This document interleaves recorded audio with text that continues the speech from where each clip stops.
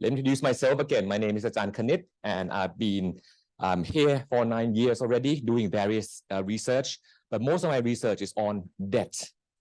And it turns out a lot of things in the financial markets, they're debt contracts.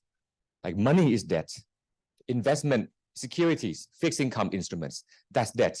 And by understanding debt, you understand a lot of how the world finance works. So we're going to talk about cryptocurrency and DeFi, but really we're going to talk more about money today.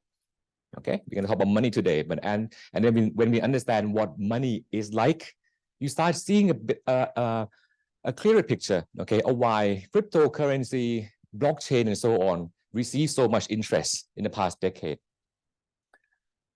I began my research interest into blockchain and DeFi after hearing these narratives in late 2020 and early 2021. On the right-hand side, there's a blog by Chris Skinner. He's a very well-known banking/finance observer that talks a lot about future of banking and future finance.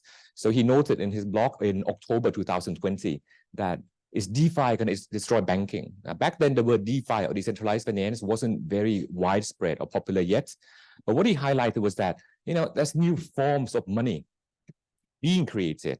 And perhaps banks will not be dealing with the same forms of money that they've been dealing with in the past anymore going forward in the future. So this gives you some hints about what this is all about.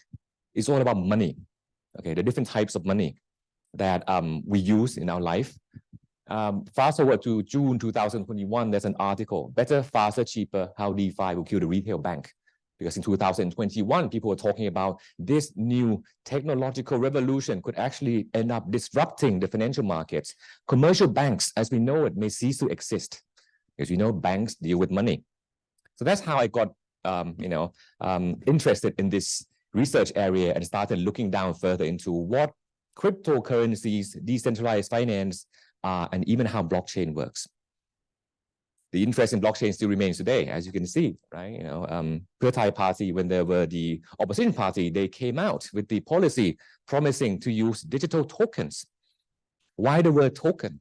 Token is a name very specific to digital assets or cryptocurrency field, because token is a digital information on the blockchain.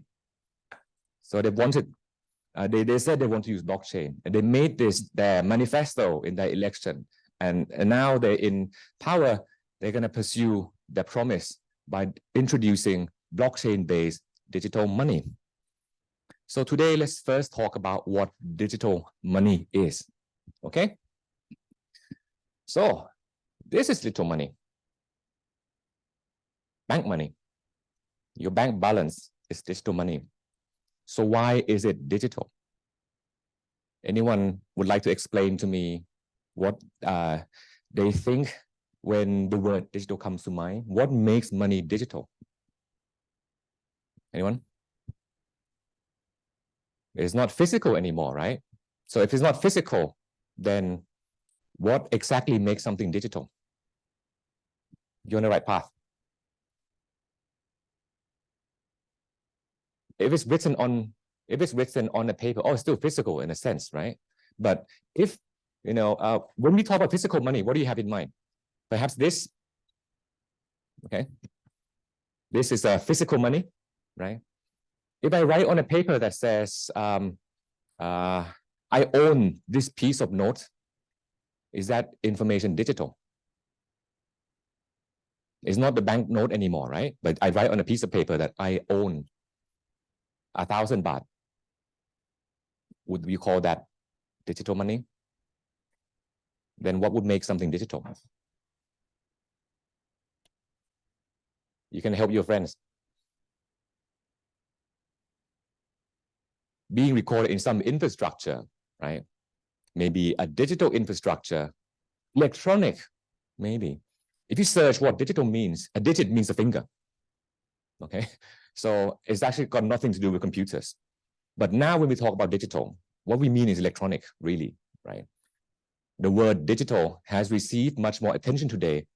But in the past, people talk about digital money using the word electronic money instead.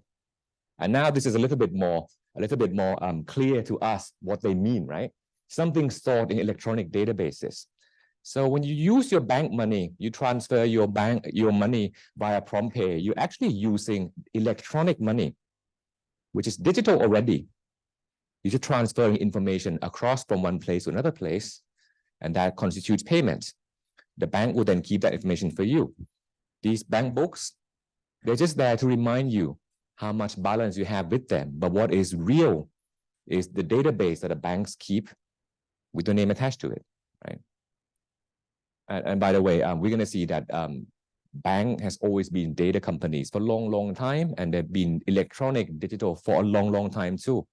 The first use of computer commercially is in banking. They're the first industry to adopt computers. We're going to talk later on about how they use the computer exactly. Okay. Why do we have ATMs? When we think about banks, most people think about ATMs. So why do we have ATMs? Maybe someone from this side. Why do we have ATMs? What do you go to ATM for? To withdraw money. But very good. But isn't this money in the bank account? No? Then you put your money in the bank, but what is the money in the bank in that case? Why do you need to go and withdraw from the ATM machine? Sorry? Real money. Real money. Perhaps real might be a word that we use to describe, if you give this, will you accept it, right? If I want to buy coffee, I give them cash. The coffee shop accepts it. Okay. If I buy coffee, I give them bank balance. Do they accept it? They actually do today, right? PromptPay, right? When you transfer money by PromptPay, you're actually giving them your money in the form of the bank into their bank account. In the past, you needed ATMs because even if you have money in your bank account, you cannot use it easily. By transferring money means you're using money, okay, when you transfer money. But when you transfer money, how easy is it? It wasn't until PromptPay came about that transferring money became easy, because otherwise it would have cost you something to transfer, or it may ask you to wait for a while. And if you're trying to buy coffee and the bank says, wait 3 days, then there's no way you're going to get a coffee. So cash actually is very convenient for you to make those transactions, okay? All right, this is also digital/electronic money. These are what we call digital wallets. True Money, Line Pay, okay? Shopee Pay, anything we pay at the end, okay? They're typically what we call digital wallets because you create accounts, right? It's another form of how you keep your money digitally in an application. Okay, so what's the difference between these guys and banks? Anyone like to guess? What's the difference between True Money and say SCB? Okay, banks can use your money to do to make money. Very good, but these guys cannot.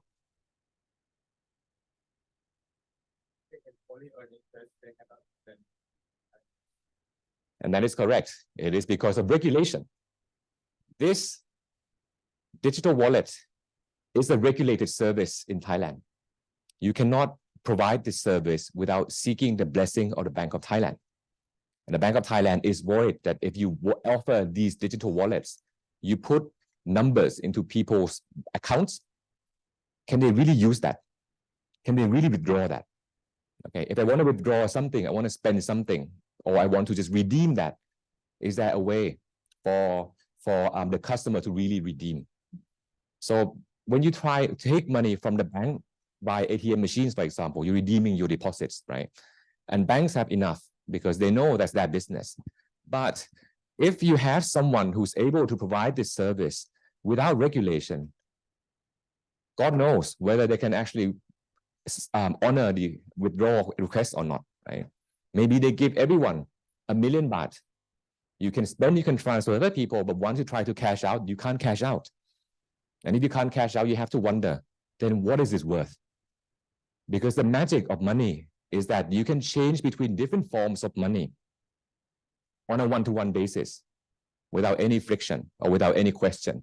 When you withdraw money from the ATM machine, you're changing between one form of money, bank deposit, into cash. And the bank has to honor that obligation on a one-to-one basis. 1,000 balance you can withdraw 1,000 baht banknote. They have resources for you to withdraw. Okay, so that is why the Bank of Thailand regulates this. It's called an electronic money license. You need to have this license in order to operate these wallets. So any wallet providers are actually electronic money providers. You cannot create new money in Thailand without the blessings of the Bank of Thailand because they are worried about the integrity of the financial system. Okay, now let me ask you one more. When you pay with this versus paying with this, what's the difference? This on left hand, my left hand is cash, okay? This is card. When you pay for your coffee using these two methods, what's the difference when you pay? To the coffee shop that accepts this payment.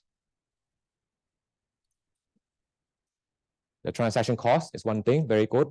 This one has cash, has no transaction cost. You pay with this card, you have transaction cost. Very good. Why is there transaction cost? Let's think of this from a business perspective. If you're a coffee shop, your customer pays with cash. Can you spend that cash? Straight away, right? Now it belongs to you.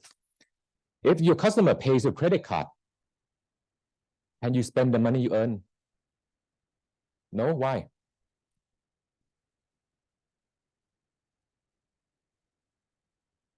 Very good, thank you, because the keyword is credit. You settle the payment for that coffee with money that can be used right now, okay? And something that can be changed into money later. When you pay by credit card, the coffee shop has not received the money yet, but it's constituted a payment. You just wait a while until you get the money. Okay? In the past, you had to wait maybe weeks. Well, with competition in the financial service sector, the wait time becomes shorter and shorter and shorter. And why does a credit card company charge coffee shops the fees? Because they have to build a whole network to make sure that someone who does not have the money today can actually buy coffee and settle for that later. Someone who has a credit card with one certain bank can pay pay with merchants who perhaps have no banking relationship with that bank. Okay, so you can use a credit card issued in Thailand and buy stuff in China. Somehow money has to get moved across to China to pay for that coffee eventually. So another important point we'll talk about today is when you make payments in the financial system, you actually have to move money. You actually have to move money, even though a lot of transactions we do are digital today, right? Digital is information. You just move information across. How difficult is it?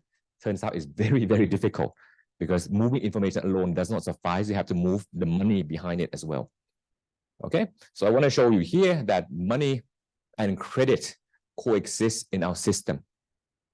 And we make payments via both methods without having to worry why. Now, the whole thing about cryptocurrency and so on is actually from an internet movement.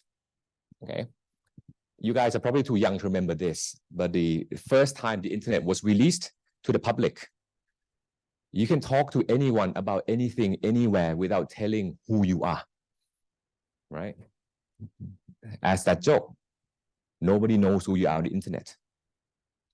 That's not the internet today, because they know exactly who you are, what you did, okay, what you like, and so on and so on.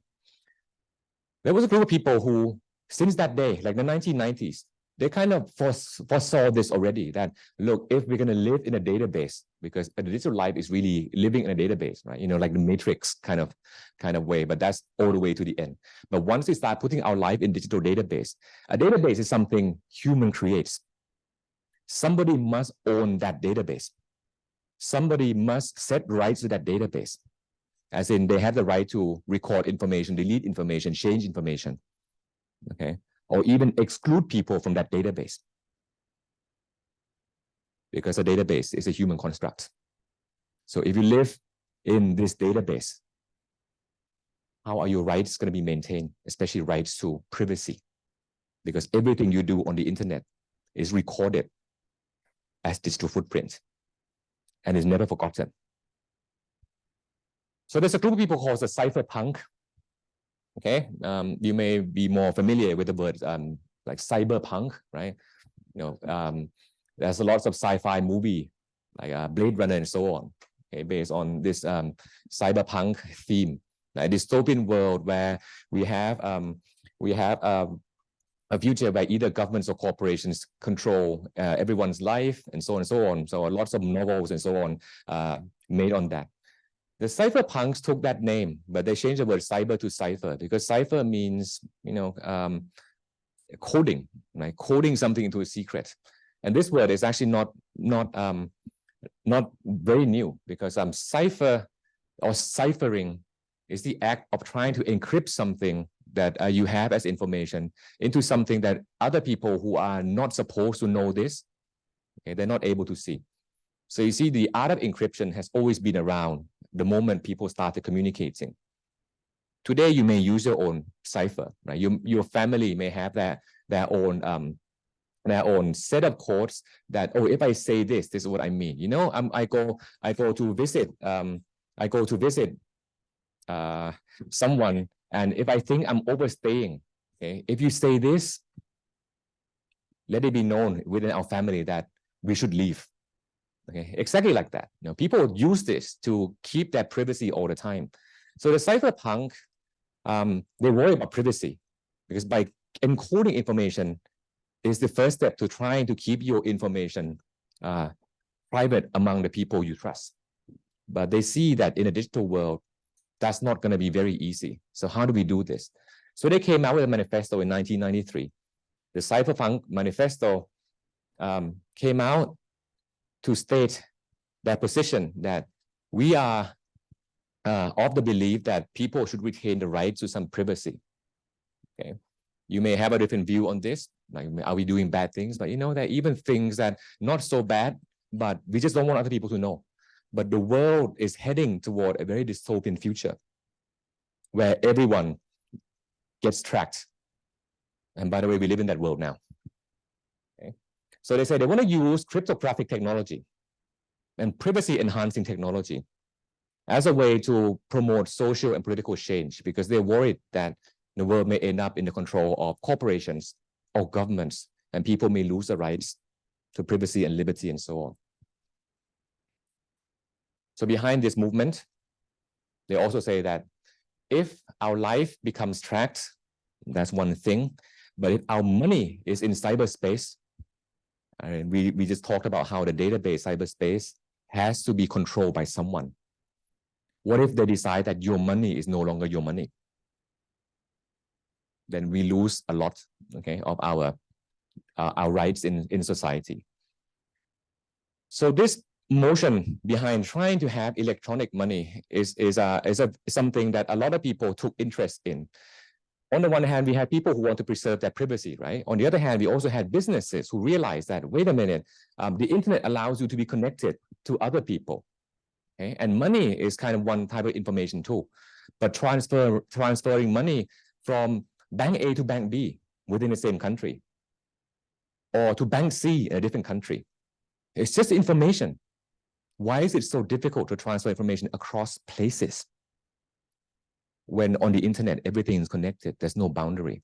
So there's been a rush toward creating e-money, electronic money. Wired magazine is a magazine that was very popular in the 1990s that talk about all things techie. And there's an article that said this: the killer application isn't video on demand. The killer application isn't e-commerce. The killer application is being able to pay anyone that you want anywhere in the world, e-money. Because a lot of people try to join the race and do this. Microsoft, all those tech companies join the race and do it. But at the heart of all this is that the important thing about creating electronic money is that it's not that difficult to create electronic money. But what's difficult is to create electronic cash. And cash and money can be very different because money is a broad term that's used to describe many things that we can use to pay our coffee, right? We can use this to pay our coffee. We can use a credit card to pay for our coffee. We can use a Rapid Line Pay card to pay for our coffee. The coffee shop is happily accepting all these types of payments, but each type of payment is a different type of money. If you want to go down even further, money from SCB, deposit in SCB, is different from money in K-Bank. Imagine you put yourself into the shoes of Americans earlier this year. You have your money in Silicon Valley Bank. And you know what happened to Silicon Valley Bank, right? Would you rather have Silicon Valley Bank's money or JP Morgan Chase's money, right? If the banks are okay, they're equally substitutable. But when banks are about to fail, you think, oh, I don't want to accept Silicon Valley Bank's payments anymore. Please pay me in JP Morgan Chase's bank account. Do not transfer to my Silicon Valley Bank's bank account because maybe I can't withdraw. It's about the interchangeability between different types of money. We're going to talk more in detail about this today, but I want to show you right now that the heart of this discussion about decentralized finance, cryptocurrency, and stuff is about the types of money that we use that face, there are many types, and some types face certain restrictions, and you don't want to be bound by that restriction. And the cypherpunks want privacy. Cash is fantastic in terms of privacy. Why? Because when you use cash, nobody needs to ask who owns this cash, because who owns this cash? Whoever holds it. If you take this away from my hand, okay, take the legal boundaries outside first, you take this away from my hand, now you own this money. So this is what we call a bearer instrument. In the financial markets, some instruments like bonds, for example, they say pay to the bearer of this instrument. Don't ask names. Whoever shows up with this instrument, just pay him or her. Right? I think like there's cashier check that allows you to pay anyone who actually holds this cashier check, right? That's what we call a bearer instrument. Digital money is what we call an account-based money. An account-based money is a type of money where it's not about who possesses this, but who as in the possession of the object of money, right? But bank money, like credit card, for example, the most important part before using credit card is, actually, let me ask you this, okay? What's the first most important point before you use a credit card? What is the coffee shop, or what should the coffee shop ask you? Are you who the card says you are? If the card says Kanit, are you Mr. Kanit? If you're not Mr. Kanit, sorry, we cannot allow you to make these payments. That's what we call an account-based money. The ownership of money is in your name. You have to verify your name, your identity. Then you can use it. You pick up like a bank book, right? The bank book may have 1 billion baht in there, and you may feel lucky. Oh, look, I picked up 1 billion baht. No, you did not pick up 1 billion baht. You pick up some accounting information that says somebody by this name, not your name, owns 1 billion baht. You pick the bank book up, you give it back to the bank thanks you. The book is not yours, and the money in that book will never be yours. If you pick up 1 billion baht of cash lying around on the street, okay, you can pick it up. But whether you should pick it up or not is a different issue. As those of you who saw that series on Netflix already would know that you see a box of cash, don't pick it up. Lots of troubles come your way. Second point, cash is private. Why? Because when you go and pay for that coffee, the barista never has to ask your name. You don't need to know barista's name either. Nobody else who's not around there would know you went to buy coffee. But if you are making electronic payments, just have a look at your PromptPay slip, right? That's all the information being recorded. It's never private anymore. Cash is what economists call a memoryless system. It does not contain any memory. Okay, where this has been or who uses it. It is valuable because it is an object that we think is valuable. Gold is a bit like this too, historical money that we use. But account money tells other people who you are and has perfect memory. And if you're a cypherpunk, who want to maintain privacy, you're not going to like this. Okay. And finally, when you use cash, you never have to ask anyone's permission. You can just give your cash to your barista. The barista may say, okay, I don't want to accept this. That's fine. But the act of giving and handing it to a barista, nobody can stop you from doing that. But if you use digital money, the first step you do is you send a request to pay for your coffee. And the bank may say, request denied. So your money may not be your money. Okay. There may be some certain circumstances where the bank puts you on a watch list, so they would sense your transaction. So this is all the features of a digital database, right? A digital database has perfect memory. A digital database may ask you to review yourself, who you are. And the digital database belongs to someone who has the admin rights that can ban you from the system. And if you want to live freely in the cyberspace, this is a conundrum. So what do? It seems contradictory, right, in the cyberspace that we can preserve all this privacy. But can we invent a system that gives you very similar rights to having cash in the digital world? And that's where the Bitcoin blockchain was created. In fact, let's just say that's where Bitcoin was created. Blockchain is not the most important thing. It's just one component. Okay, that's required to make the system work, but it's not the only thing that makes the system work. So let's recap our task again. We want to make an electronic information system that allows you to preserve the privacy as if it's cash. But how do we do that? So I'm going to walk you through the high-level overview. Number one, creating an account and telling other people who you are is not about technology. Okay? It's about societal rules. Because when electronic internet was created, in the early years of the internet, they didn't ask you to tell who you are. Okay, they may keep the IP address, but the people who are internet service provider are not obliged to reveal where this IP address came from. Okay, you may create an account on a web board, but the web board does not ask you for your ID card. Nowadays, they can. Okay, for banks, they will. Banks must know who you are. There's a law that says KYC, know your customer regulation. Banks will not create an account for you unless they know who you are. It's a societal rule. It's not technology. So if we take out that societal rule and say we're not going to comply by that rule, we're going to create an account for anyone that they want. In fact, we create a system that anyone who wants to create an account can just come in. We're going to randomly generate an account for you, and here's your password. Keep that password, because if you lose that password, nobody is going to reset the password for you. Because when we generated the account for you, we didn't ask who you are. So when you send a password request, how do we know it's you? So protect yourself. We can create the account for you. But if you lose the password to that account, sorry, there's nothing we can do. Okay? So hurdle number one cleared. It's not that difficult to actually have a system that's not tied to any name. Okay.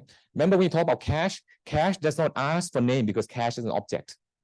The information system has a name next to it, but that name is actually just an identifier, which we link to an actual name by societal rules.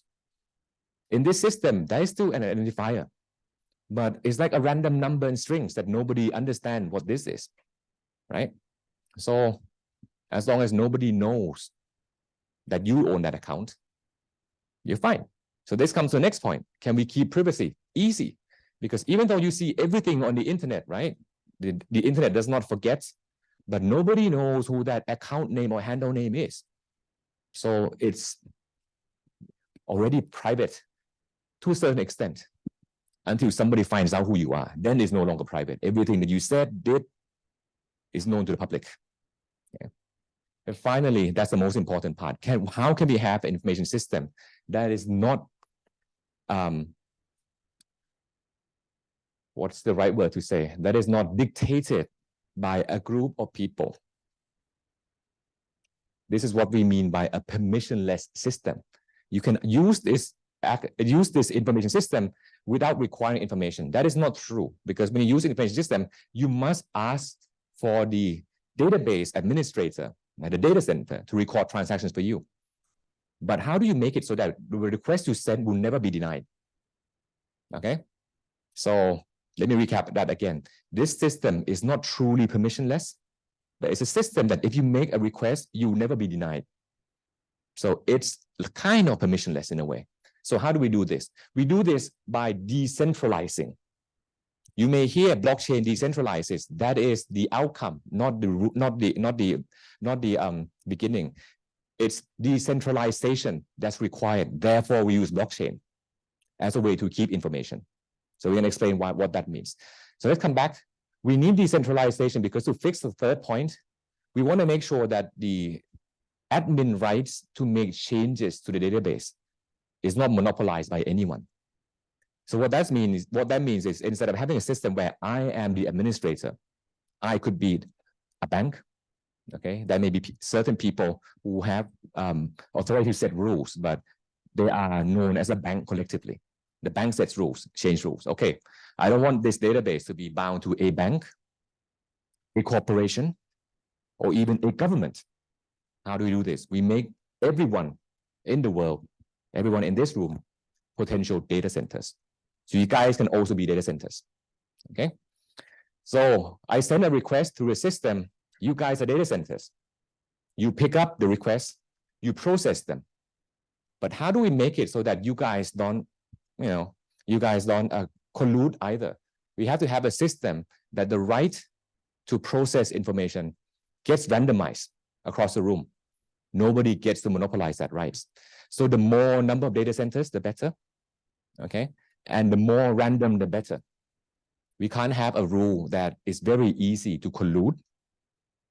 So this is what we call a consensus algorithm. How do we make sure that we agree who gets the right to record information? So proof of work is one way of doing it. Okay, and the proof of work is a simple way of understanding this is we're going to play games by guessing numbers. So let's all guess numbers. Whoever guesses the right number first wins. Then you become the supreme authority to record any transactions that you want. So if guessing is something that's not so easy to collude, okay, and guessing is something that is not so easy to dominate, it can be fair. The rights get randomized. It won't get monopolized. And yeah, so that's how the proof of work is an important system. The proof of work is one way of selecting who gets the right to record information in a way that is fair and not concentrated. Because if you play a game and it turns out only one person wins, or everyone colludes with that person, it doesn't matter how many data centers we have. If everyone follows exactly the same rule, it's as if that data system has been monopolized already. Okay? And then this is where blockchain comes in. Because we have to delegate the rights, we cannot give you the rights for a long time. We have to give you a rights for a sufficient time so that the next round begins again and you're still interested in joining the next round. Okay, but we want to make the round not too short, because if the round is too short and we play guessing games, somebody who guesses very fast, very fast, okay, might be the one who wins all the time. So we have to balance how fast is the system, okay, and how much right do we give you. So for the Bitcoin blockchain, they set the rounds about 15 minutes. Every 15 minutes, we have a new authority, a new data center, a new node that chooses transactions. So this is the way it works. You have a piece of paper when you win, right? I give you a piece of paper, and this piece of paper, you can write down any transaction request that you want. There'll be a lot of people who sends in requests like, oh, can you transfer money to this address, please? And you look at all the request lists and you pick the request that you like. You record them onto this sheet of paper. And then you tell everyone that, hey, look, everyone saw that I won, right? So I'm the winner. I have the right. I pick whatever transactions I want. Now, you guys see this? You lost. So please write down exactly the same transactions that I want to do and record this in your database. The next round, when somebody else wins, they get to choose a different set of transactions. And those transactions will be attached to the previous groups of transactions in a way that there'll be a digital fingerprint that has to match between the previous page and the new page.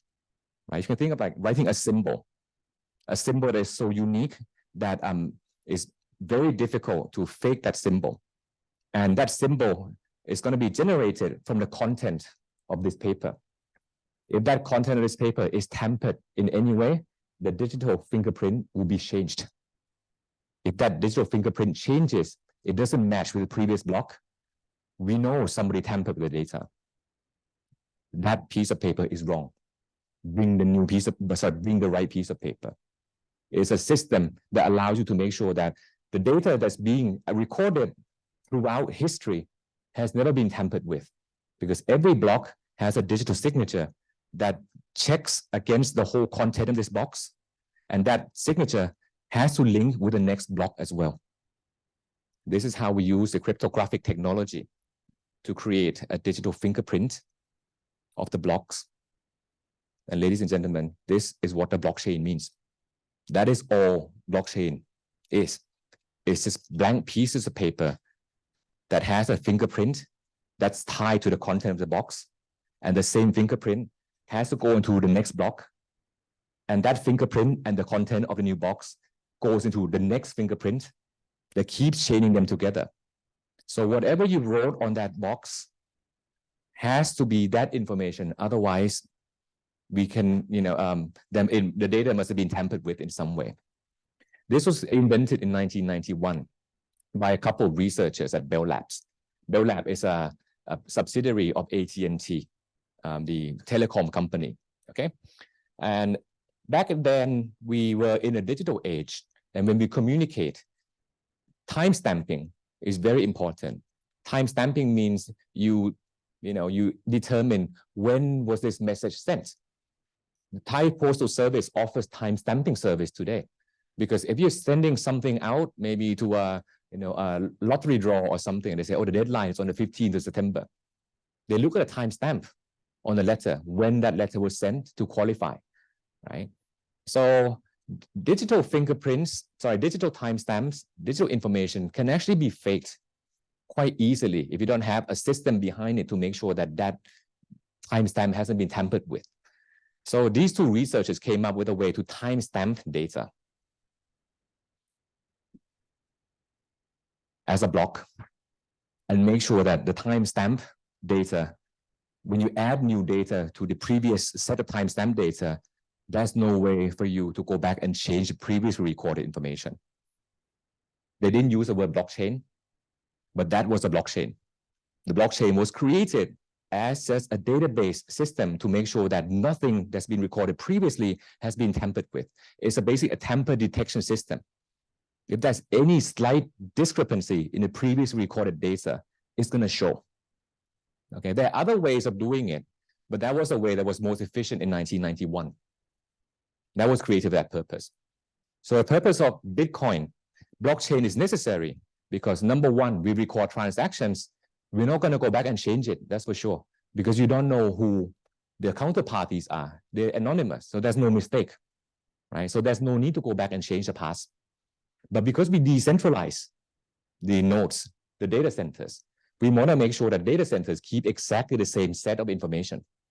So how do we do it in the most cost-effective way?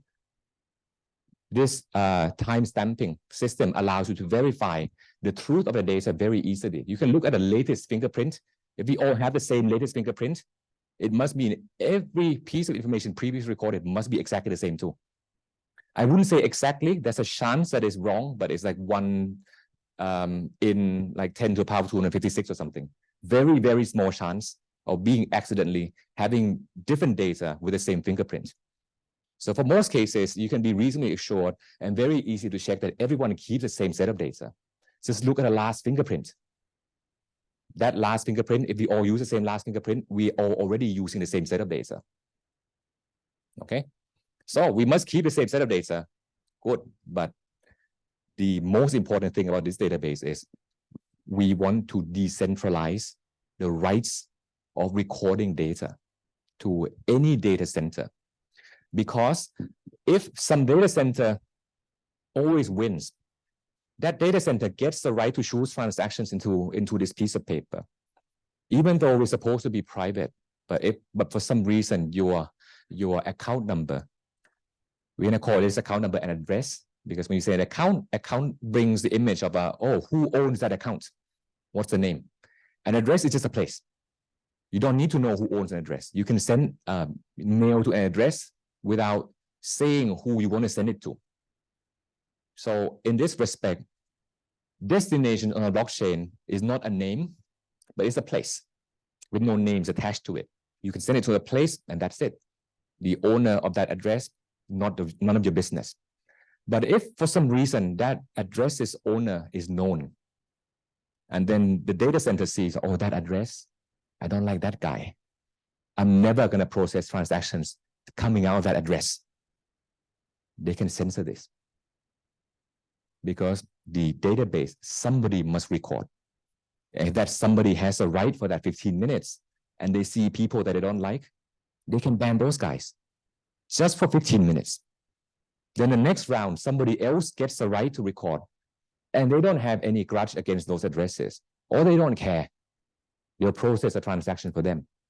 Ladies and gentlemen, this is how the database system becomes permissionless, because you can keep trying sending the request again and again and again, and then someone eventually will process the request for you. Okay? But on the other hand, if everyone who process information and decides to comply with some request that, oh, these lists, the US government says do not process for them, and every data center complies with that regulation, you're still going to be sanctioned in this database. Does that make sense? So that's how database can become like a cash system. And that's why blockchain is important as a way to keep information. Okay, but blockchain isn't about decentralization.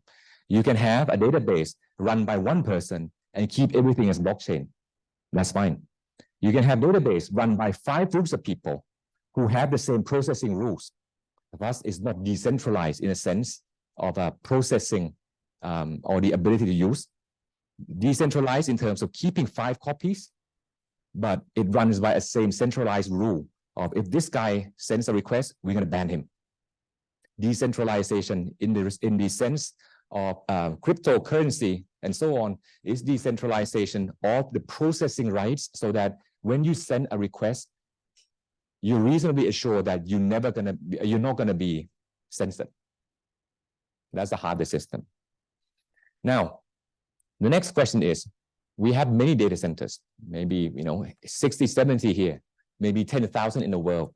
Why are they providing this public service? Because they're processing payments for someone else, for me in a coffee shop. Why are they doing it? If I'm the bank, this is my responsibility, right? If somebody wants to spend bank money, the bank has to pay for that data center, to run that data center. But if you're processing payments for the whole world and you have no interest in that system, why am I spending resources to set up this data center? Why am I participating in the proof of work that actually costs investment and also electricity? What's in it for me? I need to create some skin in the game for the databases too. So if you win, I give you Bitcoin. Yeah. Now you have an interest in competing, because I want to compete in order to get Bitcoin. Why is Bitcoin valuable? Because in this database, there's only one type of data, just the Bitcoin. If people want to use an anonymous private database to transfer money-like value, the only money-like value in this database is Bitcoin. You need to buy Bitcoin in order to make private payments. So that's the demand for Bitcoin. If you need Bitcoin to make private payments, you pay for Bitcoin. Therefore, Bitcoin will have a price. If the price is high enough for you to think, oh, it's worth it for me to participate and mine for Bitcoin. Mining means coming in and playing the game to win, right? I may win, okay, good, and I get Bitcoin. I can sell Bitcoin because it has a price. As Bitcoin price rises, more people come and join the system. The system becomes more decentralized. It's more difficult for anyone to actually control all the processing power to win in every single games. It becomes more decentralized, it becomes more permissionless, therefore it might be worth more for the people who want to preserve that privacy. We want to preserve that autonomy, that sovereignty. So it's a chicken and egg cycle that self-reinforces. Bitcoin has value because people want privacy. People want privacy because there are lots of nodes. There are lots of nodes because Bitcoin has value. It's a circular snake that eats its own tail. That's how the system is designed. It's a genius system because it creates something out of nothing, right? When you're locked into that self-reinforcing equilibrium, people want to buy Bitcoin now. And when more people want to buy Bitcoin, Bitcoin price rises. When Bitcoin price rises, the system becomes more decentralized. And when the system becomes more decentralized, it's more valuable for people who want to preserve that sovereignty and autonomy. Okay? As you can see, blockchain is just one part of it. And if you talk to people who are enthusiastic about Bitcoin, they will say blockchain is not the important part of Bitcoin. Bitcoin is a system where it's a ledger, accounting system of value. If this number can be transferred to buy coffee, it is value. Just like why I give this to people and they give me coffee because they think this piece of paper represents value that they can then pass on to other people to buy coffee beans. So by the same argument, if somebody is willing to accept Bitcoin for coffee, Bitcoin could also be money, right? So that's how this works, okay? So here we go. If you look at the history of Bitcoin, Bitcoin first came about in 2008, okay, as a conceptual paper on a mailing list. A mailing list is a bit like a line open chat, right? You can write down any name you want for line open chat. It's not supposed to identify who you are. Just talk and have fun. So on the 31st October 2008, this message was posted on this line open chat, Bitcoin P2P eCash paper. I've been working on a new electronic cash system that's fully peer-to-peer with no trusted third party. What does trusted third party mean? It means no centralized database owned by corporation or by government. So how do we do this? Everyone runs this database together, okay? It's an electronic cash payment system. Notice, Satoshi did not use the word money. The word used is cash because Satoshi wants to create a very, very specific form of money that preserves privacy, okay? So the main properties, double spendings, prevent blah, blah, blah, and so on. Participants can be anonymous, okay? And new coins are made from this system. What that means is nobody can make any coin. Okay? The coin is created by the system. If you think of system is like nature, you can compare this to gold, right? Gold exists on earth, you dig it up, then you become rich, and you spend it because other people want to have that gold from you. There's 21 million Bitcoin to be dug up according to the rules. You dig it up, and if other people want it, you become rich, okay? So that's a similarity. If gold can be used as money, why not Bitcoin? So that's the thinking. It's scarce, right? So you can read technical details and so on. By the way, the paper about blockchain by the Bell Lab is one of the papers cited, okay, by this Bitcoin white paper as well, a 1991 paper, along with other types of electronic cash that's been created in the past and failed because of various attempts. That's like eCash, DigiCash, Hashcash, and so on that came out before, either been tried and tested and didn't work, or they've just been concepts that's been presented but never tried. So Bitcoin basically combines all the previous lessons of many attempts in the past that tried to create electronic cash, but didn't quite catch on, and try it again. And you can think of Bitcoin as the longest lasting system of electronic cash that survives today. Okay, so each block has its own digital fingerprint. And the fingerprinting is a very important concept in Bitcoin because it allows you to verify that the information that you record is true and never been tampered with. Okay, so each block has its own fingerprint, and if you change the content of a block, the fingerprint changes. And the similar fingerprint is chained across different blocks. As we mentioned, you just check the last block. If the last block is what everyone agree upon, the previous blocks must all be the same. It's a very cost-efficient way of checking data integrity that's never been tampered with.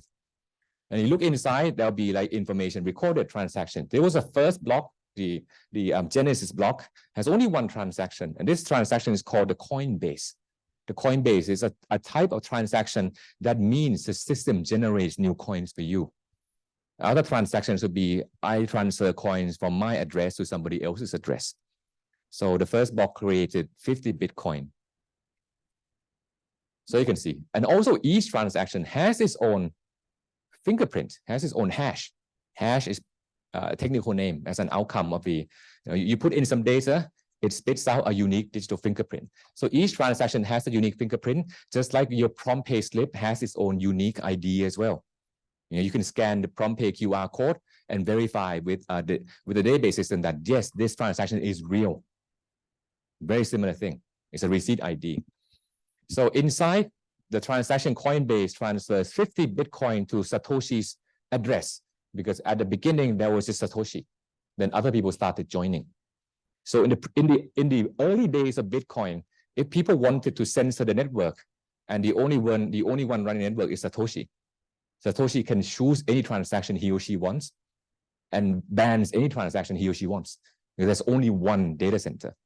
Okay, but as the data center network grows, it becomes a bit more difficult for anyone to have a majority control of the decision rights in that database system. Below is like a memo. When you make PromptPay payments, you also have memos, right? Maybe I pay for coffee, so I write a memo. That memo has no implication for the transaction whatsoever, but it allows you to remind you some important meaning attached to that transaction. So in the memo that Satoshi added is a headline from a New York Times, from the Times newspaper from UK. The Times, 3rd of January 2009, Chancellor on brink of second bailout for banks. There's a couple of theory as to why Satoshi put this memo in here. The first one might be to try to create an alibi, right? You watch like detective movie, you see people taking pictures with newspaper and watch, not the hand wash, but the clock tower, right? To verify that I was here on that day and at that time. You would use newspaper because you can never have that copy of newspaper 5 days before. It's impossible. So that's the first theory. Why do you put a newspaper headline? This has to be at least on or after 3rd of January. This was not created before this point in time. And the second theory is that it's about a bailout of the bank. If you recall, what the cypherpunks wanted to do was they wanted to live outside the control of corporations and governments. And 2008 financial crisis, the commercial banks, financial systems received very, very bad reputation because, people attribute the crisis to the failure from the financial systems. So the mistrust in bank grew. In fact, fintech grew from 2008. When banks started failing, people started saying, I had enough with banks. Can anyone else provide banking services for me who are not banks? So we started seeing, all those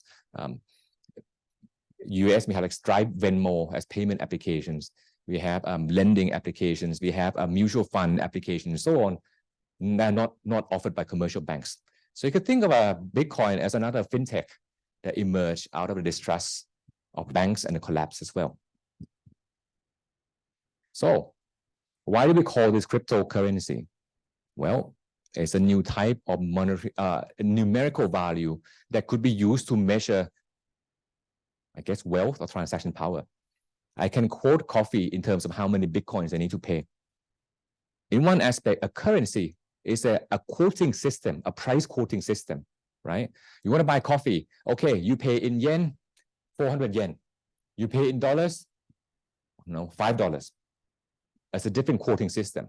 If you make a payment in that system, in that form of money, okay, in that unit, and I get coffee back, that's kind of money, right? Whether widely accepted or not, you can debate. But if you're able to buy something and enough people accept that, then things used to settle payment can become money in that society. So we call this currency, because currency is not just about money, it's about a system of money that can be used to measure value, like baht, yen, dollars, for example. Okay? Crypto, because a lot of things are created, that a system was created on is based on cryptographic technology. That digital fingerprint is a cryptographic technology that's behind this. The games that we play to find who's going to be the winner, who gets to record information on this database as a new block, that's also from cryptography, the guessing number games. Creating an account, an address, how do we link the password to an address? That's also cryptography. So there's a lot of cryptographic pieces to put together into the system. So people say, okay, we have a new currency, and there's a lot of cryptographic technology behind this. Let's call this cryptocurrency. Yeah. That's not a widely adopted name, by the way. Some groups say they don't like this name because Bitcoin is Bitcoin. Bitcoin is not cryptocurrency. But that's just a matter of definitions that we may disagree on. But this is where crypto came from. So is this cash or digital cash? It's not exactly bearer instrument, but the fact that we wanted bearer instrument was because we didn't want to tell other people what our name is. So we get a system that allows you to own wealth without telling other people who you are. Okay. Is it private? It's not private, but as long as you keep that address unidentified, just like you keep your, I don't know, Reddit or maybe you guys use 4chan, right? Yeah, it's like 4chan. So you don't need to tell other people. But once, if you use the same name over and over and over again, and they know who you are, then they know who you are, right? Finally, permissionless. Somebody has to record. You can actually have a system that says, you send me transactions, I will process it. The financial system is not like that. The financial system has many gates that if you don't comply by these rules, we will not process it for you. So how do we have a system that even if some people decide to comply, can we have an alternative data center that will process transactions for you no matter what? So that decentralization is the third component that allows you to have this permissionless. So repeat again, decentralization is not about having many data centers that keep information. It's about having many data centers that can process transactions for you. It's the processing part that's important. If we have 10 million data centers that are only there to archive information that's been processed, it doesn't matter, right? What matters is how many different groups have the authority to choose transactions to process or not process. So when someone wins, they can choose whatever transactions that they want, including transactions that they might want to do themselves. Like maybe their friends say, hey, I'm going to send a transaction through. Can you do it for me, please? Sure, if I win, I'll do it for you. Okay? And that's not recorded on a blockchain because that's like a telephone conversation that happens in the outside world. But they just happen to know the node that is very likely to win. So they give a transaction, they give a standing order, say, whenever the transaction from me come through, do it before anyone else. That's fine. Because the rule of the game is that I don't really set any rules. The only rule is that whoever wins set the rules. But you only win for 15 minutes, theoretically. But if the same person wins again and again and again and again, we're back to database system, where there's a supreme ruler of that database that sets the rules. Okay? Yes. No, they cannot. They can only process permitted transactions. The only permitted transaction in blockchain is send what I own to who I want to send to. So they cannot change information, right? But they can process requests from anyone that they want. So we can have like 50 requests. Oh, I like 25 guys. Let me expedite those 25 guys. The other 25, they can wait. That's the right. That's the only right they have, right? So it sounds like all right, but not that much, so to speak. But imagine if there's a crisis that somebody needs to move money very, very, very fast. Okay, are you willing to pay me? If you pay a tip, I want to move 1 Bitcoin, but I want to tip half a Bitcoin to whoever processes this transaction to me. I can choose that transaction and get that tip. So that's how the system is designed. Okay, but you cannot take coins from other people's address, not in Bitcoin, because you don't have that permission. But we're going to see that in other systems, you can, depending on the permissions granted. Bitcoin network has a very restricted capability. There's only two things that you can do in Bitcoin network. One, you join as a node to mine Bitcoins, okay? Two, you join as a user to send Bitcoins you already own. If you don't own Bitcoin, you have to ask someone to transfer it to you, or you mine it. You cannot take it out from anyone's address because the system does not allow that. The system will check first, do you have the Bitcoin? And then who do you want to transfer to? That's it. Okay. So it's transparent. Why? Because everyone needs to be able to audit one another. All the data centers need to know that we sync the same, right? We sync the same database. So the outside observers can see the whole thing. That's why they say it's a trustless system. You don't need to trust anyone because there's actually no room for trust. You don't know who's who. So you actually can't trust anyone by design. But there's no need to trust because the only thing that's recorded in the Bitcoin blockchain is that, does Bitcoin exist? In whose address? It's like asking, is there a bottle of water here? If you can see there's a bottle of water here, that's all you need to know. There's no future. Okay, there's the present. There's the past about where did this bottle of water come from? Why did it arrive here? And that's all you need to know, because you don't need to know who the addresses owners are. There's no way to know that, right? So it's a system that does not need any trust at all, because you just verify that this exists. You're going to see later on that when you try to do this for other financial services, things can become a little more complicated, because when you have financial services, it's not about the present, it's also about the future, right? Let me give you an example. I borrow money from you. I can give you the money in the present, but you have to give me back in the future. There is no future in blockchain. There's only the present and the past. And there's no identity. You can say, oh, but this address is me. Yes, but do you have any other addresses? Maybe you create an address and then you abandon it, right? In life, you cannot abandon your identity very easily. You can, but it's very difficult. It's tied to your name, and your name is tied to society. But in the Bitcoin blockchain, it's made so that you don't need to tell other people who you are. And other blockchains that come out as a result of this with very similar philosophy also don't ask you to identify who you are. So when you don't identify who you are, things can be a little bit difficult when you make financial transactions. Okay. So to summarize, transparent, publicly auditable because everyone can see, and you don't care because you don't even know who they are. But on the flip side, once you know everything that ever happened in that address. New accounts can be freely created, and that's not difficult because we mentioned 4chan. If you participate on 4chan, they don't even ask you to create an account. You can post whatever you want without revealing to anyone who you are, right? Some part of internet allowed to do that, but not the financial internet that we know it. But this is a new financial internet that goes back to that rule. Transactions are processed by random nodes to make sure that whatever you decide to do, you will not be stopped. Somebody may stop you, but only for this moment, this 15 minutes. The next 15 minutes, somebody else might do the transaction for you.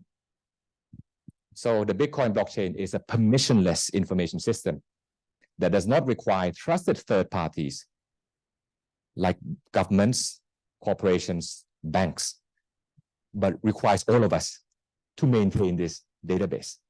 And to maintain this database, it means we have to invest in the hardware and also pay for the cost of running the software.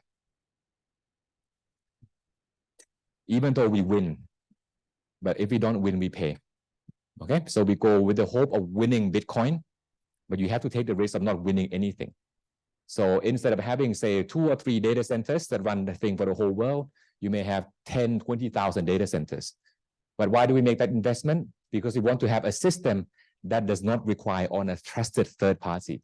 We want privacy. If you don't want Bitcoin, if you don't want privacy, if you don't want numerical values that's not controlled by governments or corporations.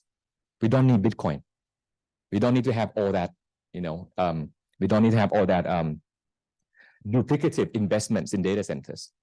But we pay for that duplicative investment data centers because we want to have what some may call like a self-sovereign money, right? A money that nobody can take away from you. They cannot censor you, provided that the network is still decentralized. Okay, so there's a lot of like fine prints that if this is true, then this value can be achieved. There have been lots of debates about, is the Bitcoin network really decentralized? You guys have all data centers, yes, but if we compete individually, we're probably going to lose. So let's cooperate as a room, pool all our processing power and go as if we're one. In that case, you can have 10,000 data centers, but if they all run the same software that delegates, pool the resource together and delegate, that 10,000 data center is just one data center in principle, because it's not a number of computers, it's a number of groups that make rules about who to process for. Okay, so that's a bit technical. I heard about 51% attack. Is that legit? Yes, it is legit. It can happen. So there's a lot of discussions about, there's so many nodes out there. We can't have 51%. What if there's so many nodes out there, but they join together in mining pools? Maybe one mining pool has 20%, the other one has 30%. And those mining pools also collaborate. So those two mining pools combined have more than 51. In principle, there can actually be censoring. Now, let me ask you this. If there's censoring transactions, do we know this? Do we know they censor transactions? We don't, right? We don't know which transactions get censored or not. We only see transactions that are processed, but transactions that are excluded, we don't know. So it's actually a statement that cannot be verified. Like, is the Bitcoin really permissionless? We actually don't know. There's no way for us to verify that transactions are never censored. Because if you're censored, you're going to come out and say, look, they didn't try to process transaction for me. Because there's got to be a reason why you're censored, right? And maybe those reasons are not something that you want to advertise to the public. So this is like something that can be a little bit controversial, because some statements that they provide cannot be conclusively proven, right? They cannot be refuted, but they cannot be proven either. But as long as people believe this system is really private, is really permissionless, therefore I want to store my wealth in the form of Bitcoin as opposed to bank money. When there's the demand, people buy it, the price will go up. Okay? Everything has a price. Everything goes by the law of demand and supply. When more people want to buy, prices go up. When people want to sell, price goes down. Next question you have to ask, why do people want to buy that? Like for stocks, people want to buy stocks because they want to get dividend income. Okay, that's one way. They may want to buy stocks because they can sell to other people. That's also another way. In your investment philosophy, you may say that, I'm only more comfortable with buying something that if I hold forever and never sell, I'm okay. But if I have to buy it and then hope to sell it to someone, I might not be comfortable.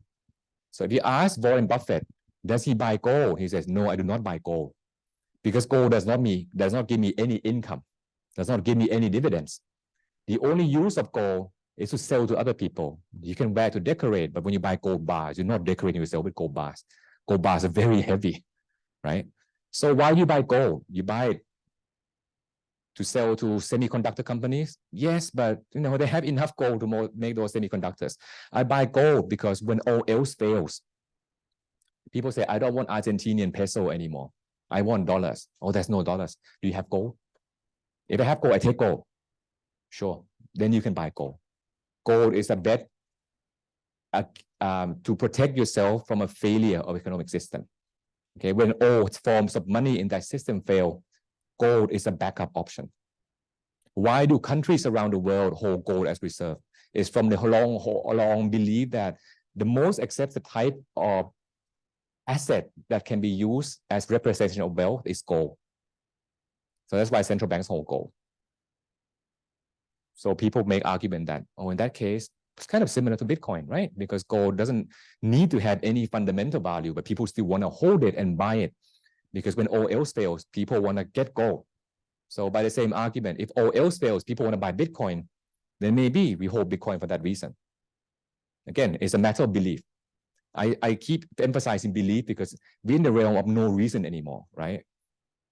Reason, I mean in the sense of fundamental valuation, like can I value a stock? Yes, sure, from its income in the future. You and I may disagree about the ability to generate income.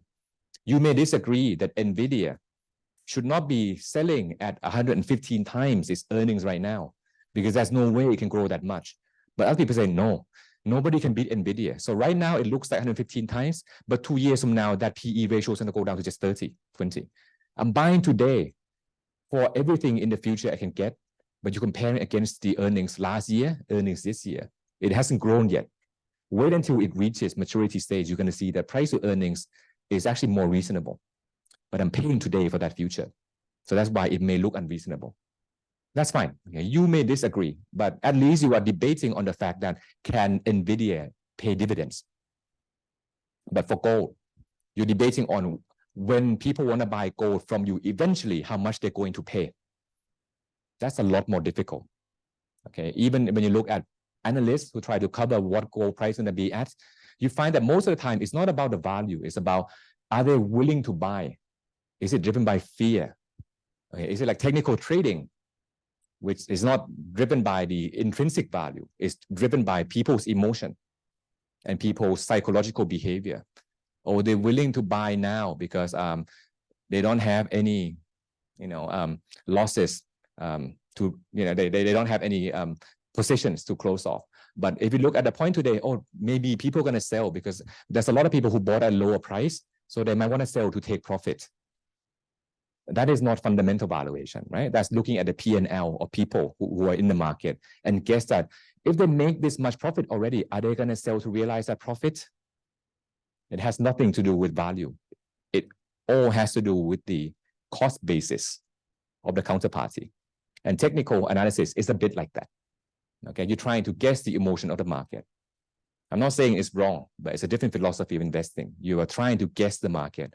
Whereas if you are down the road of value investing like Warren Buffett, you're not guessing anything. You're not guessing the market. You're looking at how much profits can this company pay to me? And is the rate of return I'm getting based on paying this price good enough for me? Okay. So Bitcoin is valuable in this respect because as long as people want it, it will have value to someone, be it privacy money, okay, be it something like gold. In that case, you can tell people you own gold. That's fine. Okay? You don't need to keep privacy in that case. But Bitcoin, like gold, does not generate income. So you have to be a little bit careful. Okay, so I'm going to talk briefly about money, and then we're going to take a break. Okay, so what is money? I don't have time to tell you a story, so I'm going to just give you a outcome straight away. Money is money because we think it's money. But why do we think money is valuable? Back to gold. Gold is valuable because, I don't know, people want it.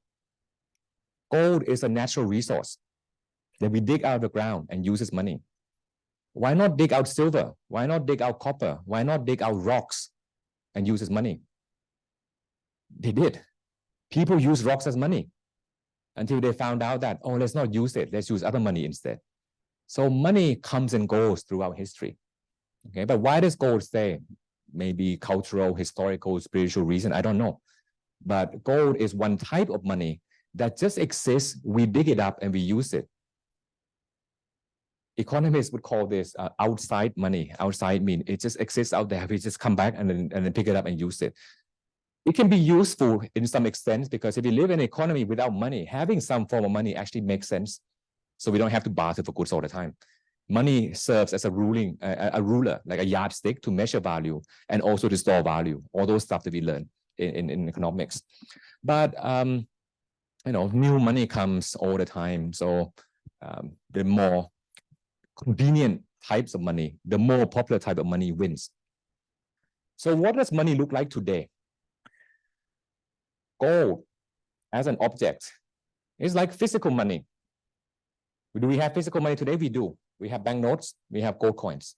In the Thai economy, about 8% of what we call money is banknotes and gold coins. The rest, most of them, is deposits. Why is deposit money? I'm going to buy a house. Sure. 10 million. Here's 10 million in a trolley. Take it. No. Transfer to my bank account, please. So when you transfer the money from your bank account to the other person's account, you don't need to withdraw the cash to give the cash to that guy to put into his bank account. You go from your bank account straight to the person's bank account. Your bank balance is money, because money is whatever you can use to settle payments for goods and services or settle debts. So the blue part down here is cash. Cash as in notes and coins. Okay. The gray and green, the big ones, they're deposits. Deposits that pay lots of interest. Deposits that don't pay so much interest, but they're bank deposits. And we use them to settle payments. And economists would call this money too. So you have a narrow money versus broad money. Very narrow money is essentially just gold coins. So it's the paper. And we're going to see after break that behind this paper, we have gold to back this up even further. Okay. But what backs up deposits? This backs up deposit and something else. So let's talk about the challenge of moving money, and then we'll take a break. Western Union is a money transfer company. Their motto suggests so, moving money for better. If you work abroad and you want to send money home, sending money through the banking system can be pretty expensive and slow. So Western Union provides you a faster, cheaper, but still not that cheap. Okay. Anyone knows what Western Union did before they became a money transfer company? A history lesson for you. Western Union Telegraph Company. Do you know what telegraph is? It's an SMS. SMS in the old day, where you don't have mobile devices. How do I send a message? Oh, go to telegraph office. Can you send this message to my friend, please? Okay, where does he or she live? I'm in New York. She's in San Francisco. Can you send this to my girlfriend in San Francisco, please? Tell her I love her very much. Okay, fantastic. You sure you want to say that? Yeah, it's fine. I'm not that. I'm okay. Then the message gets sent via telegraphic network. Okay? You can send via Morse code, but you don't, because Morse code is known to everyone. So you send via some other cryptographic method to encode your message so that other people can't intercept what the message being sent. But once it gets to the other end, it gets decoded, written on a piece of paper, and there you go. The agent at the receiving end is going to find your girlfriend, and then that message be passed on. So why is a messaging company a money moving company? Back to what we talked about. The first step of transferring electronic money is to send a request to the bank. I want to pay for my coffee. It's like request payment to be made to the coffee shop. It's a messaging system. Every single money transfer starts with a message. If you wonder what a SWIFT network is, a SWIFT network is an SMS network among banks, like Telegraph. It first sends the message. So I can just say, I want to send money to my friend, $100. So here we go, $100 to New York branch. Can you send this to my friend in San Francisco, please? Sure, no problem. The message is there. I send you $100. You can pick it up at the branch. Oh, the money's here. The money's here. How does the money get over there in San Francisco? Anyone like to guess? How does my money get to San Francisco? Let me give you a hint. Does it need to leave New York? No? Why not? If my money stays in New York, how does my friend get money in San Francisco? Sorry? A check? But that's not money yet. They have to cash out somewhere. It's actually a lot simpler than you think. If all I want is money in San Francisco, who's the one carrying the message? Western Union, right? So if Western Union wants to offer money transfer service and they want to have a very quick service, like, oh, transfer morning, afternoon, you can receive. I can just use my own money to pay to you.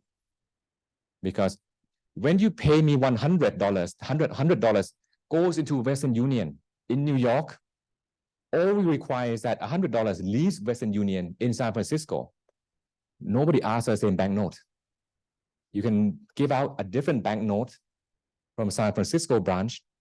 Then in the end, you decide how to logistically move this money across the country.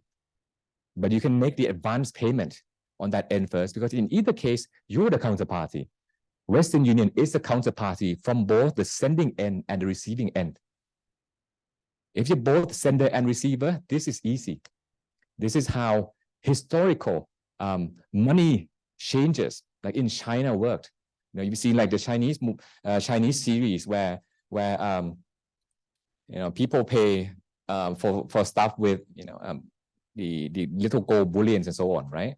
But if you want to move across the cities and you're a trader, I don't want to carry all that money with me because I might get robbed along the way. So what do? I go to a money changer and say, here's the money. Please give me a paper that says I am entitled to withdraw this money from a money changer. Then I go to a different city, go to the money changer in the same network as that money changer, give that piece of paper, take that money out. The money never left the first city. It is a second city's merchant money that now goes to you. But on the back end, they work among themselves on how to settle. Okay. But from the customer's perspective, I don't need the same coins. I don't need the same banknotes. Just give me money of equivalent value, because money is fungible. It might not work if you say, oh, can you take my watch, please? And I'll take a watch out in the different cities. Like, yeah, but it's going to be a different watch.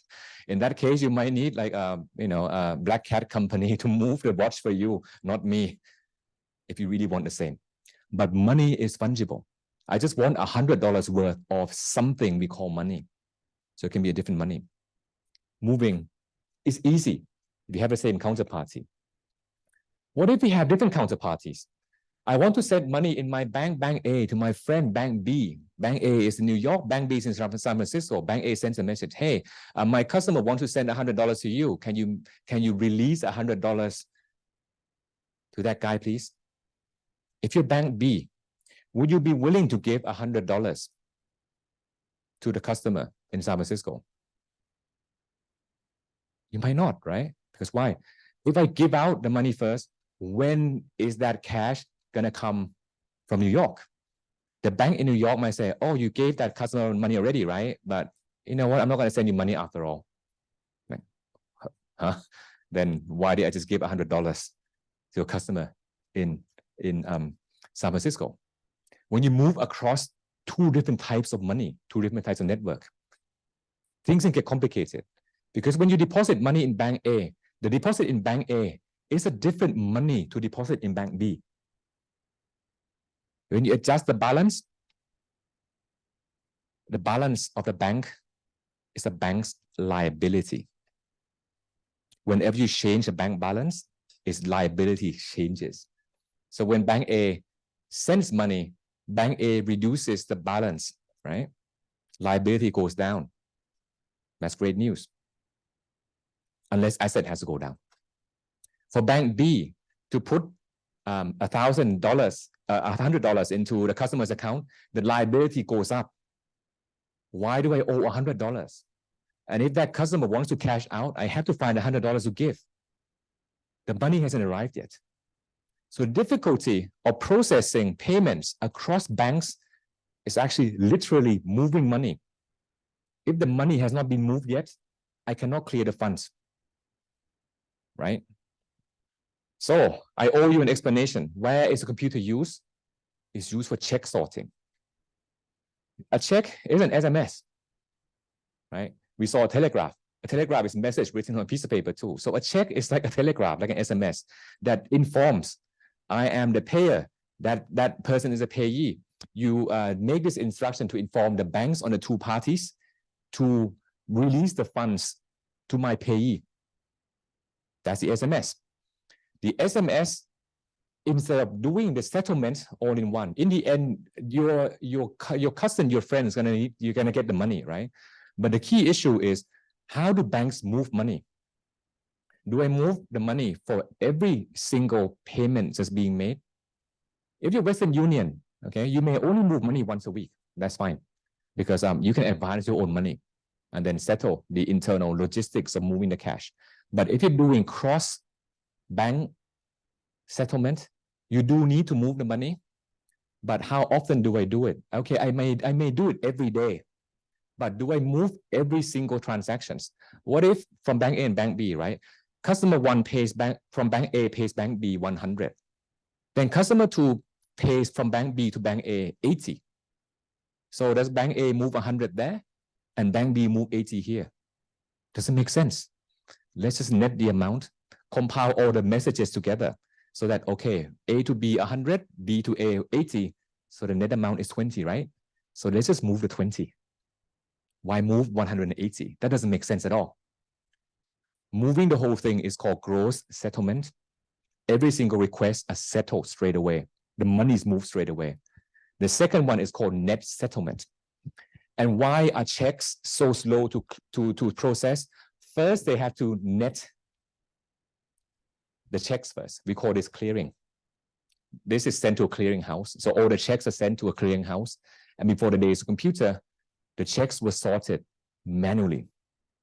There are people out there looking at the checks from different banks, okay? And then put them into the same pile to see, okay, how much does bank A need to move to bank B need to bank C at the end of the day. And that's why they have a time. Please send by this time, because if it goes by this time, we have to process the next day, because otherwise you don't know when to close the book. Okay? And the computer was used to help make that sorting. If you wonder why why the check is written with numbers that look like this, that is how computers can read numbers. They're written like that so that computers can read them and then sort the check. And then once they go to clearing house, they go and communicate. Okay, you guys move money across different banks. And then when we come back after break, I'm going to tell you how banks move money across banks in the modern financial system. Before break, we were talking about the challenges associated with moving money, right? Let me recap. For Western Union, they have to move money, but they don't need to move money straight away, because they can have their own reserves at each branch to give out to customers upon demand, because those branches also receive, right, transfer requests. So there might be people who want to send money from New York to San Francisco, but there might also be people who want to send money from San Francisco to Chicago as well. So all these interconnections, they can determine what would be the net inflow or net outflow per branch, and how much liquidity do I need to keep so that I can meet all those transfer requests. But when you have multiple parties,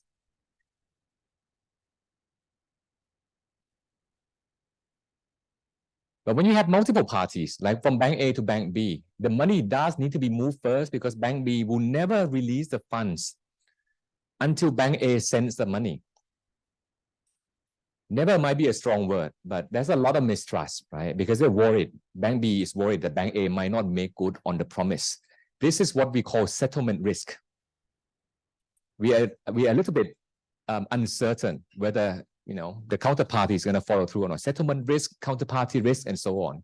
So before we confirm the settlement finality, that yes, the money has been moved, has been cleared, you can actually use this, there's got to be some steps involved in doing so. So before we tell you how that money is being moved, let me give you a broader picture of what money looks like. Okay, banca is a word that we use today as bank. In fact, there have been many types of banks throughout history, but we take the word from Latin or Italian from the Renaissance days, because a lot of our modern history came out from the innovations from that day and age. Banca literally means a bench where people sit on. And banchieri means a person who sits on a bench. And that's a banker. Because a banker sits on a bench in a business district where people, conduct businesses, they may have needs. Can you store the cash for me, please? Okay, they may have other needs. I need to expand my shop. Can I have some money to expand the shop, please? Deposits and lendings. Okay, and money lender is one of the oldest professions in history. As I mentioned earlier, banks is not a Renaissance invention. Banks have been around for a long time, even the pre-Christ Roman days. But banks are very important part of financial system because what do they do today? I mean, fast forward to banks today. Okay? Banks do, this is a technical way of dividing it, like economists were dividing it, but a more practical way of dividing it would be three things. Banks make payments for you. Okay? Imagine how do you receive your salary each month? Through banks, okay? The payroll accounts. So bank makes payments for settlement or transfers so that you can conduct business and commerce. So the payment system is mostly or had mostly been run by the banking network. Banks also connect you with people who have excess resources if you need to borrow money. Okay, so this is really fundraising, capital mobilization in the form of loans. And banks can also help you get rid of some fears. Like if you have some fears that what if my health deteriorates? What if I get into an accident? What can I do? Well, banks can sell you insurance. Technically speaking, insurance companies sell you insurance, right? But banks, generally speaking, can do most of these things. So those are the three tasks of financial system: making transfers, fundraising, and risk allocation. And technically speaking, I want to divide it into another aspect. Banks help you move your wealth either contemporaneously. This is another way of saying do it today, right now. I want to move my wealth right now across different places, New York or San Francisco, across different forms. I want to move my money and exchange it for stocks instead. It's payment, literally, right? Another one is intertemporal. Intertemporal is across time. Today, next year, 10 years from now, and across certain states of the world. If my business does really well, I give you a share of my profit. If my business does badly, I also give you a share of my profit. Alternatively, if my business does really well, I pay you interest. And if my business does badly, I still pay you interest. That's different states of the world, and you have different financial contracts that connect between the future that's uncertain and today. Can I have capital today to invest, please? So that's the role of financial system, okay? The financial system is like a bridge that connects you across forms, space, state, and time. And banks are very good at doing that. Banks take your money, and banks lend money. I'm going to talk about another magic behind the banking system. Banks lend money, but whose money do I lend? Medieval banks work with medieval money. And medieval money can be, gold coins. So if I need gold coins from banks, where do banks find gold coins from? The bank doesn't have gold coins, but my customer says, I want to borrow 100 gold coins. I only have 20, 50. Where does the bank find gold coins to lend? Maybe ask for deposits, right? Would you like to deposit with me, please? I'll give you some interest.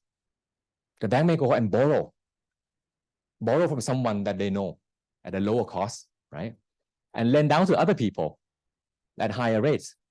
If you look at a bank balance sheet, left-hand side, loans they make. Right-hand side, we have deposits, we have trading liabilities, we have debt, we have equity. Because the bank has to lend its own money as well, right, to some extent. And if it doesn't have enough, it borrows from maybe other businesses and other banks. It can also borrow from depositors. Because in fact, depositors are the bank's creditors. On the right-hand side, you may wonder why is it so far up top? Because when we write financial statements and write balance sheet, people who we pay first, we put them up top. But why is a deposit a liability that's up top? It's by law. Without regulation, a depositor is just another creditor. In the old days that we didn't have any banking laws, if you were a bank, you may say, you may decide to pay the person that you borrow from before your depositors. If you borrow from someone very influential, you're gonna pay him or her first, right? Because otherwise, you might get hurt. Then you pay your depositor later. If you don't have enough to pay your depositor loses because your depositor is your creditor. Therefore, they can suffer credit loss. So with regulation, bank deposit goes all the way to the top. The law says you cannot pay any other creditors until you pay your depositors in full. Only then you can start paying other creditors. That's what we call intermediation banking. You find money from somewhere, then you lend money out. Okay, and that's the usual, okay, the usual way banking explained. So, intermediary, this person in between. So how does money work in this case? You have money, you deposit with the bank, okay? The bank has money now. Where does my 1,000 baht bank note go on the bank's balance sheet? I give money to the bank. Where does it go? The bank holds my money. This piece of paper, how is it recorded on the bank's balance sheet? Not yet. The bank records asset. Why? I give you the money. So the bank owns the money now. So the bank owns this 1,000 baht note, but it also owes you 1,000 baht. Then they record a liability of 1,000. So both asset and liability goes up by 1,000. Does that make sense? So the first step, the bank owns the money first, the asset goes up by 1,000, right? Then the liability also goes up by 1,000. Somebody goes to a bank and say, I would like to borrow money, please. How much? 1,000 baht. Oh, I happen to have 1,000 baht on hand. What happens to the balance sheet? The 1,000 baht used to be here as cash on balance sheet. The 1,000 baht leaves. What happens to the bank balance sheet? The loan goes up by 1,000 baht. Cash goes down by 1,000. Loan goes up by 1,000. The person who took that cash doesn't want to hold that cash. It's too inconvenient. Now, maybe they spend in the economy. And then someone comes back and say, can you hold this 1,000 baht cash for me, please? 1,000 baht goes back into the bank. Asset goes up by 1,000. The liability also goes up by 1,000. The bank lends out that cash again. The cash goes down by 1,000. The loan goes up by 1,000. That cash is now in the hands of someone in the economy. Someone in the economy goes back to the bank and says, can you hold this for me, please? Liability goes up by 1,000, so this cash goes up by 1,000. How many bank notes are there in the economy so far? One bank note in the economy. How much deposits? Much more than the 1,000. The first time the bank note goes in, 1,000. The second time the bank note goes in, 1,000. The third time the bank note goes in, 1,000. So if I want to withdraw my money today, where does the bank find the money from? Oh, I don't have 1,000 because I just lent it out. So can you wait until somebody repays the loans? Then I'll pay you. Not good, right? That's why banks have to keep some cash on hand, liquidity on hand, so that they can withdraw. And when people can't withdraw all their money, or maybe their asset goes down by so much they can't meet their payments anymore, banks can fail. I want to show you this, right? We started off with one type of money, banknotes. Then we had deposits created on that banknote many times. Sounds like banks can create money. So imagine modern day. You go to the bank, I want to borrow 10 million baht to buy a house, please. The bank says, no problem. Would you like to have that in cash or in bank account?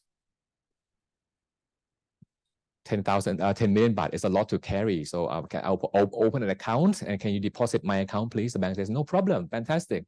Here's your 10 million baht. My deposit goes up by 10 million baht. Left-hand side, it has to balance. So what goes up?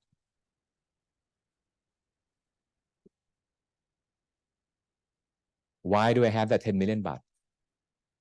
Why did the bank give me 10 million baht? Because I borrow from the bank, right? So If the bank's liability goes up by 10 million, what happens to the bank's asset? Goes up by 10 million. And what type of asset? It's a loan. Can you see where I'm going? If somebody wants to borrow 100 million, does a bank need to have 100 million baht of bank notes?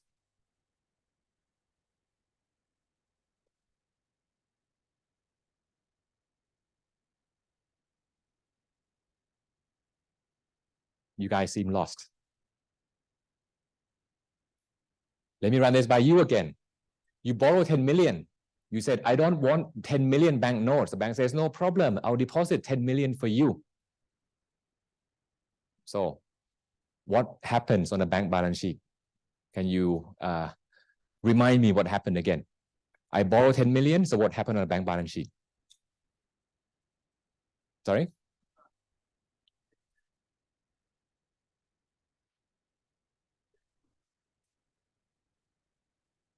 So the receivables will go up. Yes, loans receivable go up. But will your trading asset go down? I put money into my bank account. I'm bank A. The customer goes to bank A. The bank says, you want 10 million in bank account, right? Can you open an account with my bank, please? Then I will deposit 10 million in your balance in the bank account. So you're right, loan goes up. But if the customer opens a bank account with me, where is he on my balance sheet?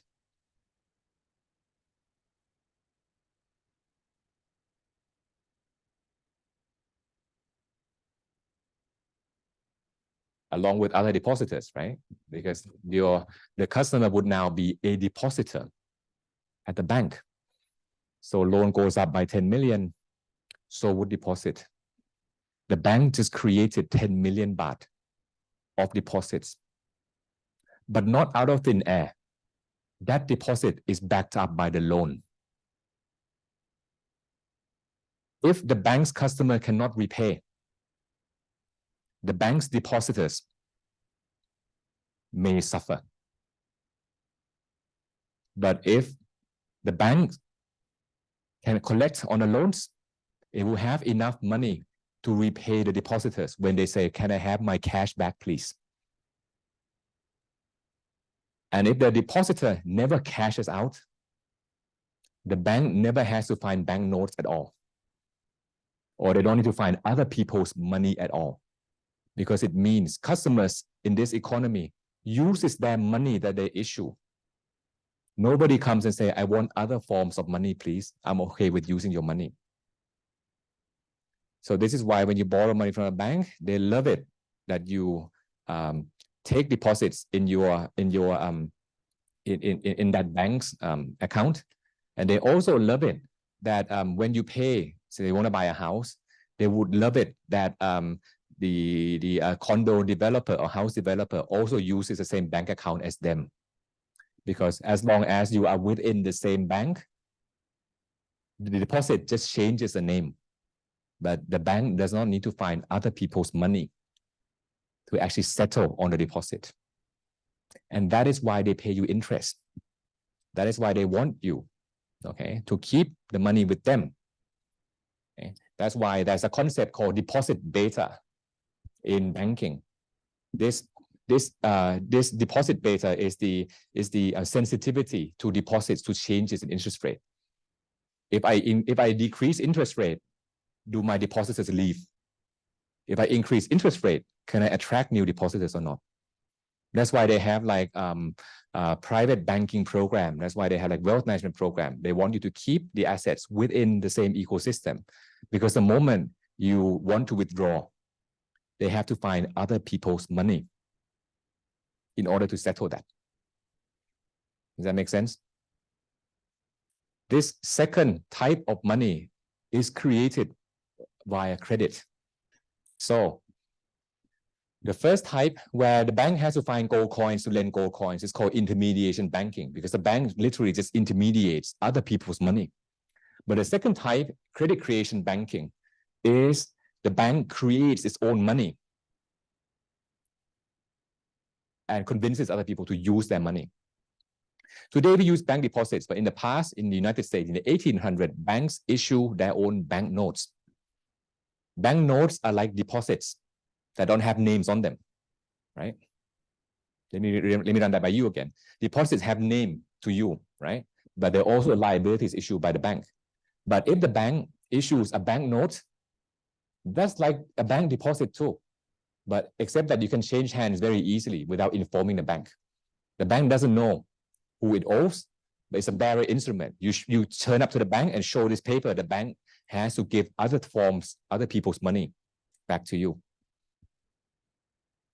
And you can start seeing that if the bank can create its own money, it can lend out to other people unlimitedly, then they may get reckless.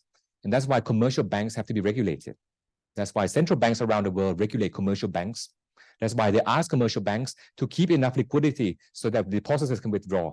That's why they ask commercial banks to look at the risk-weighted assets that they have, and to make sure that they have enough equity to suffer the loss first before the depositors suffer the loss. All these regulations are to make sure that banks can create money, very powerful, okay? And those money has to be backed up by the bank's ability to pay.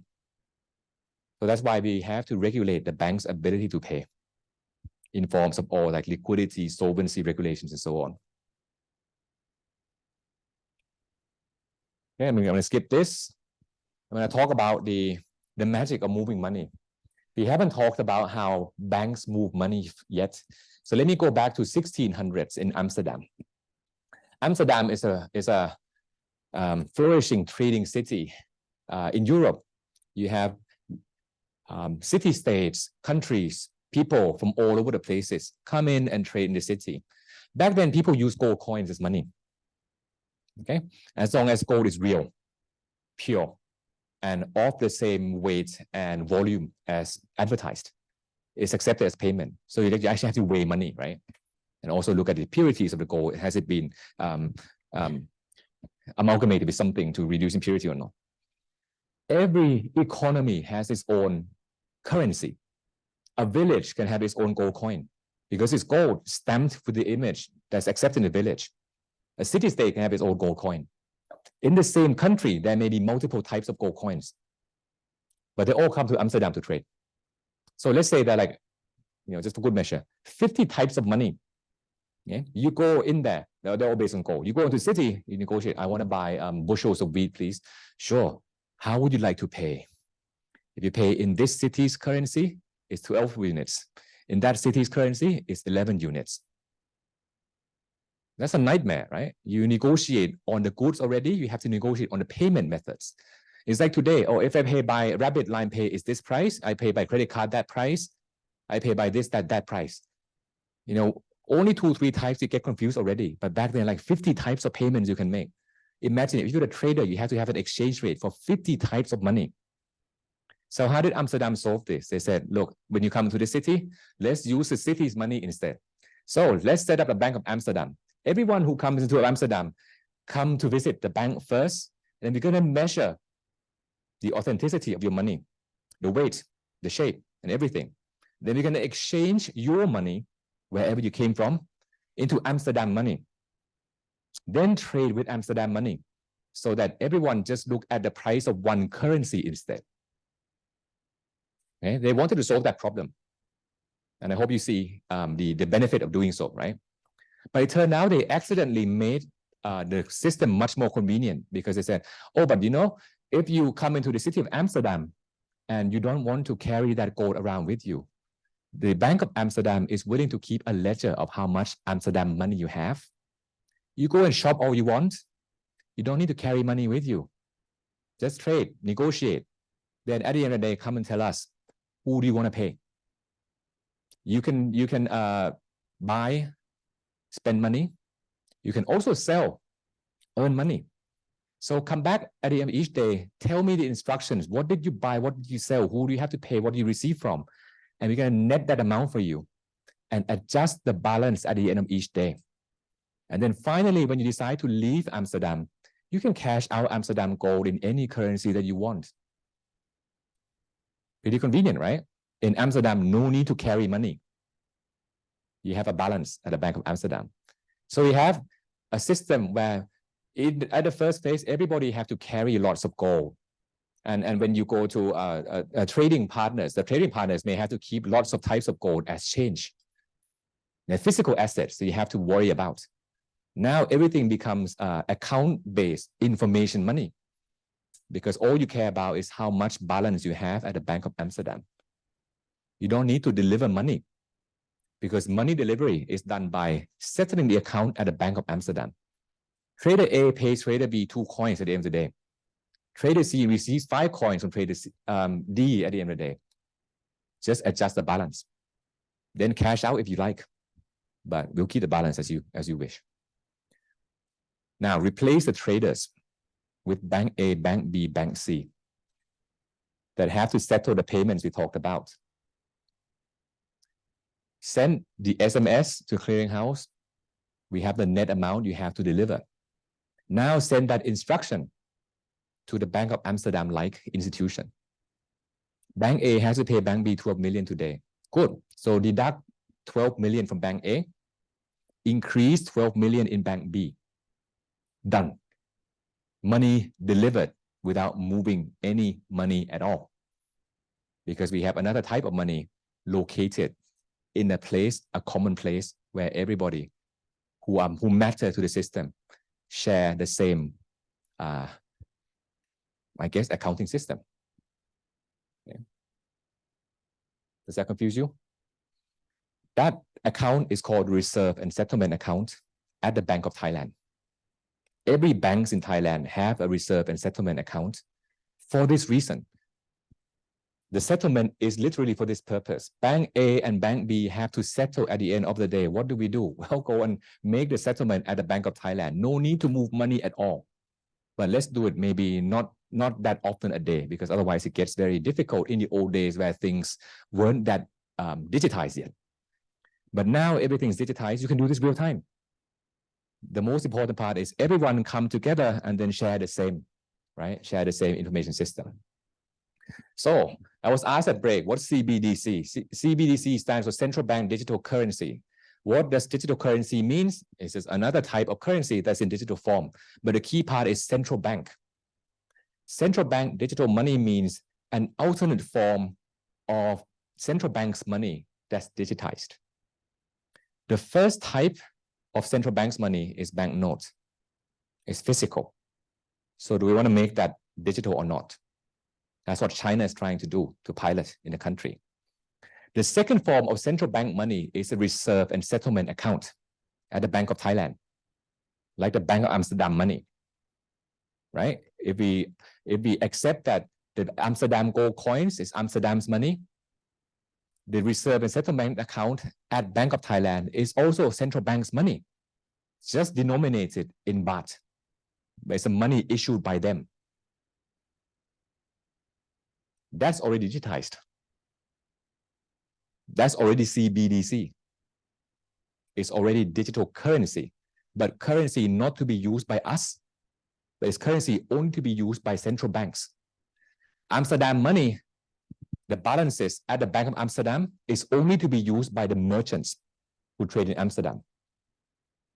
So the money at the central bank is just the money to be used by commercial banks to settle interbank transactions. Then you go and deal with retail customers yourself. That's how the financial system works. There are many layers. But the key point is, how do I deliver money? And the reserve and settlement account offers you a quick and innovative way of settling the payments without needing to move the money, because all the money is stored in one place. Like here, all the money is stored at the Bank of Amsterdam. So you're just moving ownership. You don't need to move the physical money. Otherwise, if all of us store our own money, moving money across different ecosystems can be a little bit challenging. So without this, we explained the Bank of Amsterdam system. It works within the country. What if we make settlement across different countries? What do we do? Because central banks only have authority within the same country. So I want to transfer money to Chile, for example, right? Thai banks don't know Chilean banks.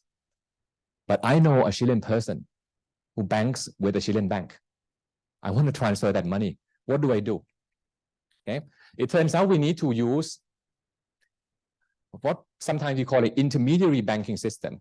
You can read this text in your own time, but I want to point out that if I'm the sender, I'm in Thailand, in Bangkok, okay? I'm sending money to Chile, Santiago, the city, maybe. The recipient is there. I bank with this bank, and my friend banks with another bank, and our banks don't have any relationship. So what do? We send the message, okay? We send the message first that, okay, Thai bank wants to send money to a Chilean bank because a customer's request. So message received throughout the network. But how do we move the money from Thailand to Chile? Are there banks in Thailand and say Singapore that trust each other, trust so much that a Thai bank holds a deposit in a Singapore bank, and a Singapore bank holds deposit in Thai bank? Let me run that by you again. A Thai bank has money. It puts money into a Singapore bank. The Singapore bank also has money. It puts its own money into a Thai bank. Now we hold each other's money, right? A Thai bank wants to move money to Chile. Let's first move to Singapore. I can move my money to Singapore by telling the Singaporean bank that, look, you can deduct my money in your bank because that's my customer's money. You can deduct my money, okay? Now that you own that money, I paid you. Can you move that money to another bank that you know in the network? So a Singapore bank might know a Brazilian bank, right? So they do this cross agreement between Singaporean bank to Brazilian bank. And then Brazilian bank says, yeah, I know that Chilean bank. So I'm going to do this cross settlement between these pairs of bank too. So we can't go from Thailand to Chile directly, but we can go to Thailand to Singapore, Singapore to Brazil, then Brazil to Chile. We couldn't go from Thailand to Chile because we don't have the cross-holding accounts with one another. We have to trust each other or have enough transactions so that we're willing to put liquidity into that bank. Because remember, if we put our money into that bank and we don't use it yet, that's an opportunity cost of leaving our money parked there. So this is what the SWIFT system does. The SWIFT is a messaging system to see that how do I route the payment from Thailand to Chile. I have all my members of the SWIFT network. Let's do this. Instructions sent, now go and make the payments. So that cross payments may take a while because of time differences, okay, operating hours, or checking the regulations that yes, this guy really has a right to transfer money. He's not banned by some sanction list. He's not doing this to launder money or financing terrorism and so on. Very good. So each bank has its own list to check. So that's why it takes a long time, because the messaging part is instant. It's the moving money part that's not instant. So how can we solve this? Either everyone use the same network. Everyone open a bank account with some bank, maybe Bitcoin network. You open an account in a Bitcoin network. If everyone is on the same network, you can transfer the message and the money together instantaneously, right? The blockchain networks like Bitcoin and so on combines the message and the actual value being transferred into one step. But in the current financial system, the messaging part is separate from the moving of the money part. So message is very easy to send, but money is not. On the flip side, if everybody banks at the Bank of Amsterdam, even retail customers, it's easy, but it means there's just one bank in that world. Would you like to trust that bank? Well, the Bitcoin network says nobody owns this. Everybody owns this. So don't worry about the concentration of power. But let me go back to the discussion before break again. Is the Bitcoin network really not concentrated? Do we know that it doesn't censor transactions? You can't verify this, right? So this is where we're stuck in the discussion. Do central banks know this? Yes, they do. So what's the hot development right now? Central banks around the world say, you know what, the commercial banks bank with us like this Bank of Amsterdam network thing. What if we have another Bank of Amsterdam like for the central banks? So the central banks hold the balances at another bigger central bank together. We can make international settlements very easy. And that's precisely what the Bank for International Settlement, or BIS, is advocating. Let's create a new central bank digital currency, not to be used by commercial banks, but a central bank digital currency to be used by central banks. Bank of Thailand, there. Monetary Authority of Singapore, there. Bank of London, there. We all create an account with a new bank or a new network. And then we can facilitate these international payments very easily. We don't have to rely on that cross bank-to-bank relationship that can take a long time to do anymore. Does that make sense? And you can do this with a blockchain. You can do this with any other system. That's fine. The report by the BIS says we're going to use a distributed ledger technology. It just means we keep this information in many places. Maybe we have authority to record this and are delegating. But you know, the people who get to record transactions, they're central banks. We know each other, right? So we can set our rules.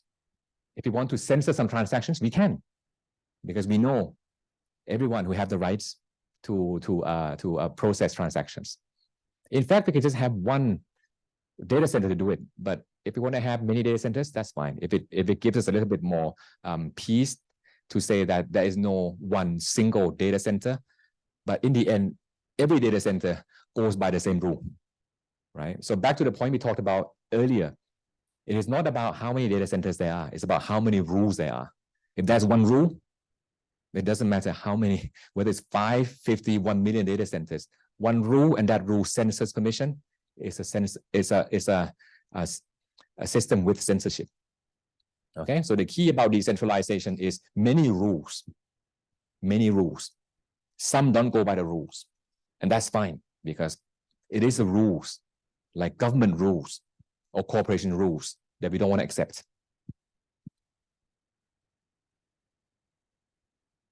For the prompt pay network, you might wonder, why is it when you transfer money by prompt pay network, the money goes in straight away? The back end works a little bit faster. Okay, so that's a messaging system too. ITMX as a company is a switching board that allows you to message between bank A to bank B, but the money has to be moved, and we move the money at the central bank. It's not instantaneous, because that system requires a bit of time to settle. But the banks in Thailand know each other. They trust each other. So they're willing to clear the funds to you to use straight away. They receive, if I recall correctly, they receive money like 15 minutes afterwards, something like that. Okay, but it's a short window of time. So they're willing to take that settlement risk, but they do it for the convenience of users in Thailand. If you want to do this across other banks in the world, then we have to make sure that the banks in the network trust one another too. Because at the end, going back to the same point, why are settlements, why are payments slow? We don't trust one another. We don't trust that the money will be delivered. So we wait for money to be delivered before clearing the funds. And Bitcoin and so on solves this by putting everything into one layer. The messaging and the money layer is combined in that network. So once the message goes through, the money goes through. And if you wanted a second look at this explanation, there's this video clip. Money is mostly digital. Why is moving it so hard?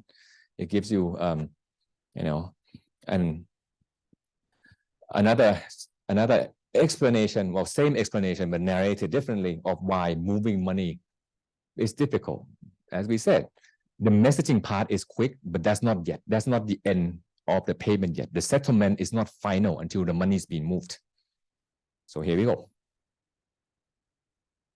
Okay, so we talked about this already.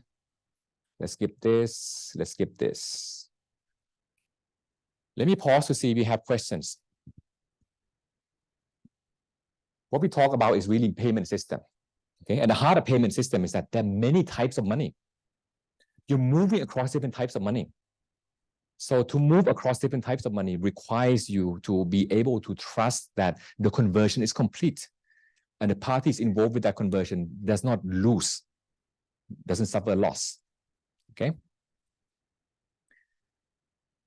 So the solution is easy. Have one form of money for everyone in the world. But who's going to issue that? Right. So that's the other extreme. That's the question. The current system has many types of money, but regulations like banking regulations or the electronic money regulations we talked about earlier, the mechanisms to make sure that customers like us can use different types of money. They're all the same or as much as the same. 1,000 baht in this form, 1,000 baht in that form, 1,000 baht in this form is 1,000 baht that can be spent and bought something worth 1,000 baht wherever you go. Okay, and the payment network is literally introducing new types of money for you to settle. So we need to have a bit of a assurance that that settlement will be fully honored at any point in time. The difficulty comes when you start discussing money versus currency. Okay, there are many forms of money in Thailand, but they're all in Thai baht.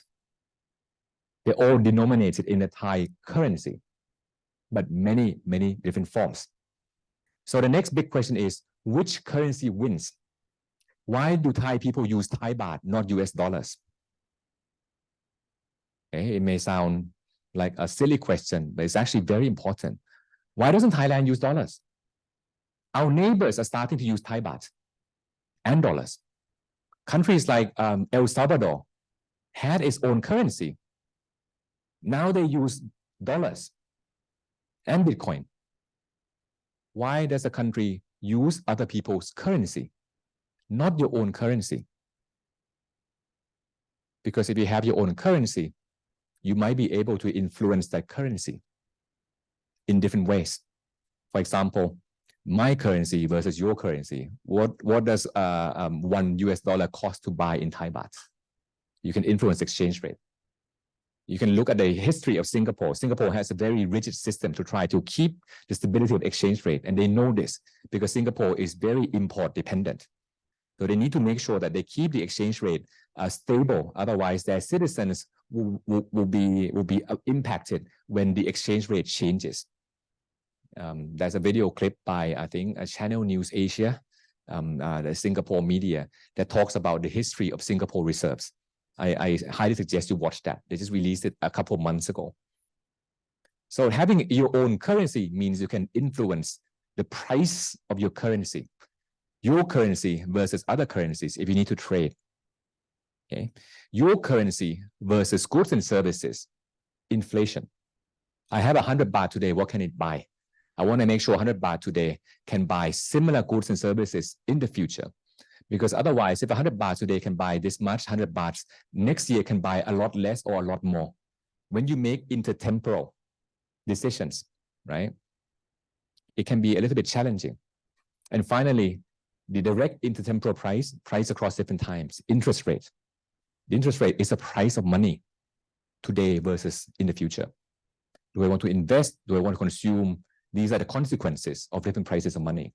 And if you use somebody else's currency, you lose a lot of influences on the price of money.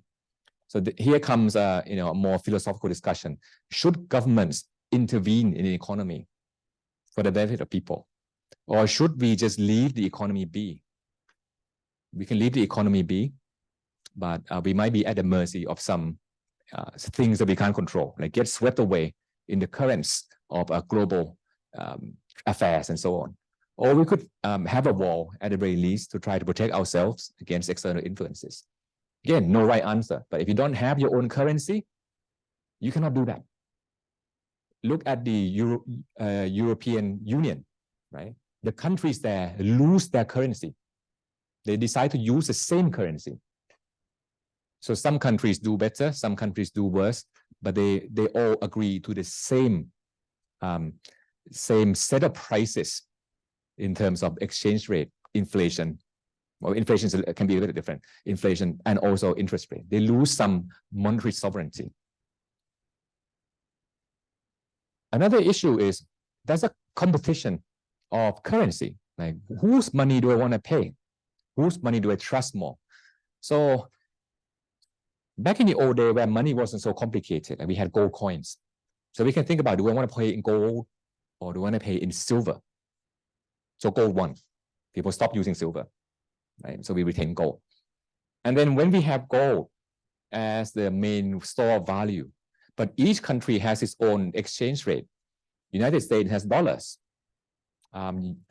United Kingdom has pounds, British pounds. Back then before the EU, France has French franc, German has Deutschmark, for example. How can we keep the faith so that when people buy our currency, they're willing to still keep using our currency? Well, you can back it because this is currency, right? You print papers and you say, this is worth 100. Why do you think this is worth 100? If society thinks it's worth 100, that's fine. Okay, that's like a concept in game theory called like a self-fulfilling equilibrium. If we all believe it's true, then it's true. So this is the part where people say money is a collective illusion. If you think this is worth 1,000, it is worth 1,000. Then if you start losing faith, then it's no longer worth 1,000. So next line of defense is, what if people start losing faith? Can we defend the value of our 1,000 baht note? Yeah, sure. Have some reserves. Gold is one type reserve. Back then, many countries use the gold standards. We kind of lost popularity, but it's a long story, so I'm going to skip that. I want to talk about this instead. This is the Currency Act of Thailand. We had this Currency Act since 2501. And the Currency Act says, so the purpose of maintaining the stability of the currency, note the word currency, not money, the Thai currency. The Bank of Thailand shall maintain a currency reserve which comprises gold, foreign currencies, foreign securities, reserves, special drawing rights, and so on and so on. None of them are denominated in Thai baht. Why? Because when people don't want Thai baht anymore, we got to buy them back to keep the value of our baht. So that's why we have this. If we don't have this, then here's 1,000 baht. I don't want this anymore. What can the government do? Not much, right? But what if the government says, I don't want this 1,000 baht anymore? Sure, I'll be willing to buy this baht back from you. Then people might not want to sell the baht after all, right? It's about defending the faith in that exchange rate. So you can print out money and have nothing to back it. As long as people believe it, that's fine. That's like, Chinese empire back then, where the Mongolian leader, I think Kublai Khan or someone, I don't recall correctly, became the ruler of China. He printed out papers and said, let's use this as money. I want to go and conquer the rest of the world, but I need funds to mobilize my army. What do? Well, I'm going to issue you this certificate. And when I go and plunder other countries, I'm going to give you the treasures that we plunder. Fantastic.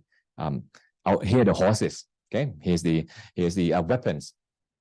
Give me the paper, and then when you win, come back and pay me with treasures. Then they went out. They came back and said, you know what? I'm not going to exchange this for treasure anymore, but I'm going to accept this as tribute or tax payment. You have to pay taxes to me. Previously, you had to pay taxes using other means like silk, gold, and so on. Don't worry.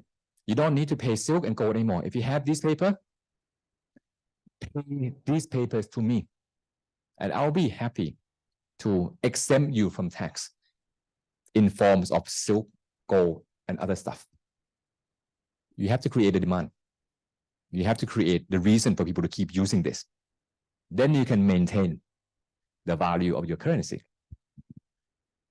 People say US prints out money. Sure, they may print out money, but as long as people want to use it, it is valuable. Why do people want to use US dollars? Two things. You wanted to buy oil. We accept any forms of payment as long as it's in US dollars. Oh, well. You want to make SWIFT transfers? You can make transfers from Bangkok to San Diego. You have Thai baht here. It's going to cash out Chilean peso. I'm not sure which currency they use. But in between, in the correspondent banks network, everyone use US dollars. Why? Because when you make international trade, let's use US dollars. I can sell in Thai baht. Sorry, I can sell, sorry, I'll come back to you. I can sell and then receive maybe Brazilian real, but how am I going to spend Brazilian real? If I'm going to export to Brazil, maybe I'll quote in Thai baht, and Brazilian partner says, I don't have Thai baht. There's no Thai baht in Brazil. So let's do international trade in dollars. Because if you have dollars, you can go and use that dollars to do trade with other partners too. It creates a demand for dollars. So even if that dollar is not backed by anything, as long as there's a need for this, people will use it. It's only the worst case where if nobody else wants to use this money anymore, what happens? So this is a role of the currency reserve. If nobody else wants to use a Thai banknote anymore, we have gold. Sorry, there's a question in the back. Go ahead.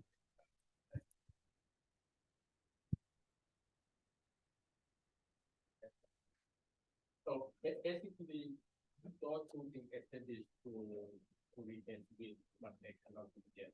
And Chinese government try to focus on CNY to retain US dollar. What's your thought on that? Is going to happen or what? They're trying. Whether it happens or not, I don't know. I really don't know. But you see a reason why people want to stop the dollar-based system, right? Because everybody needs to use dollars. I can print dollars, and you're gonna have to use it.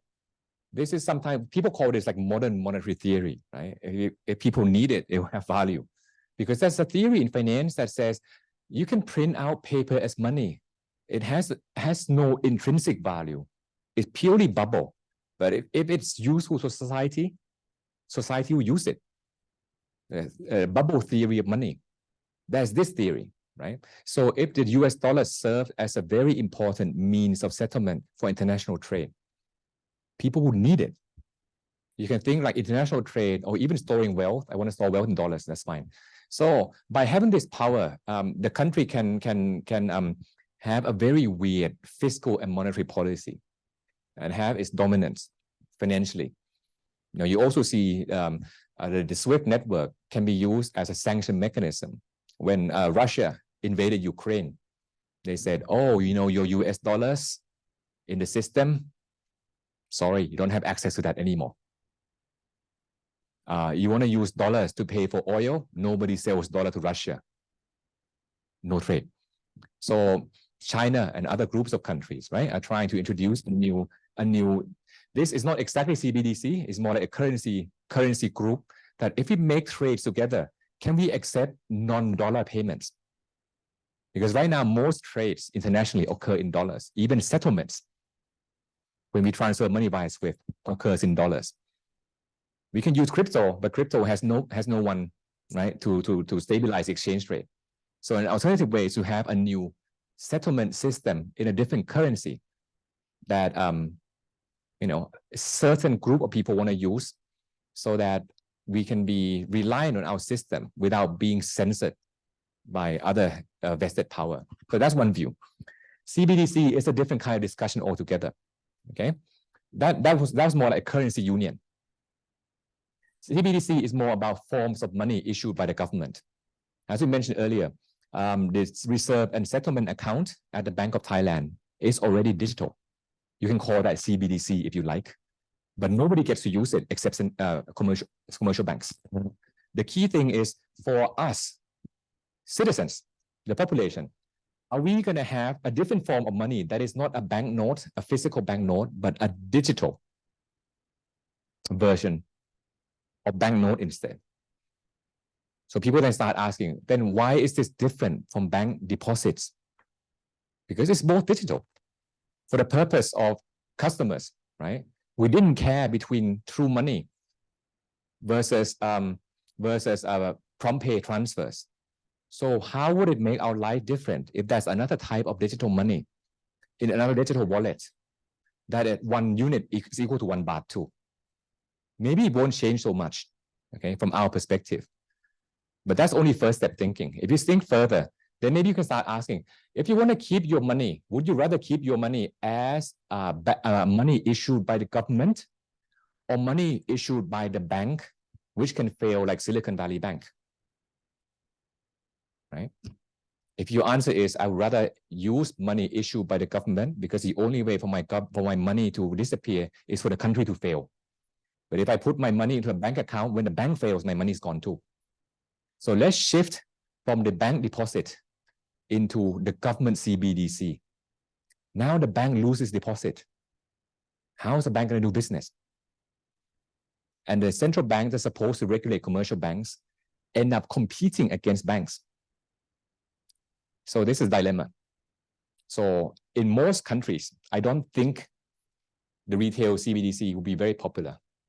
China is different because a lot of the electronic payments that we use, they're not owned by banks. They're owned by Alipay.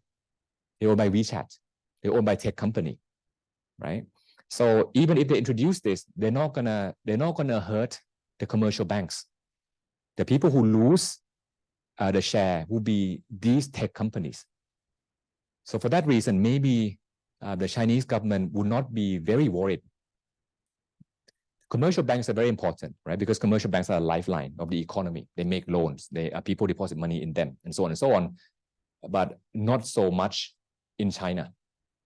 So by doing this, they probably have more to gain, okay, compared to other countries. That's why they piloted this, but they haven't done this full scale so much, by the way. It's still an experiment. Because back to the big question again: does it matter that I use government's money, or commercial banks' money, or a non-bank's money like through wallet? If they are the same, right? If they can be exchanged one-to-one, no problem. I don't need to care. But if they're not, then maybe we can make them similar by regulations.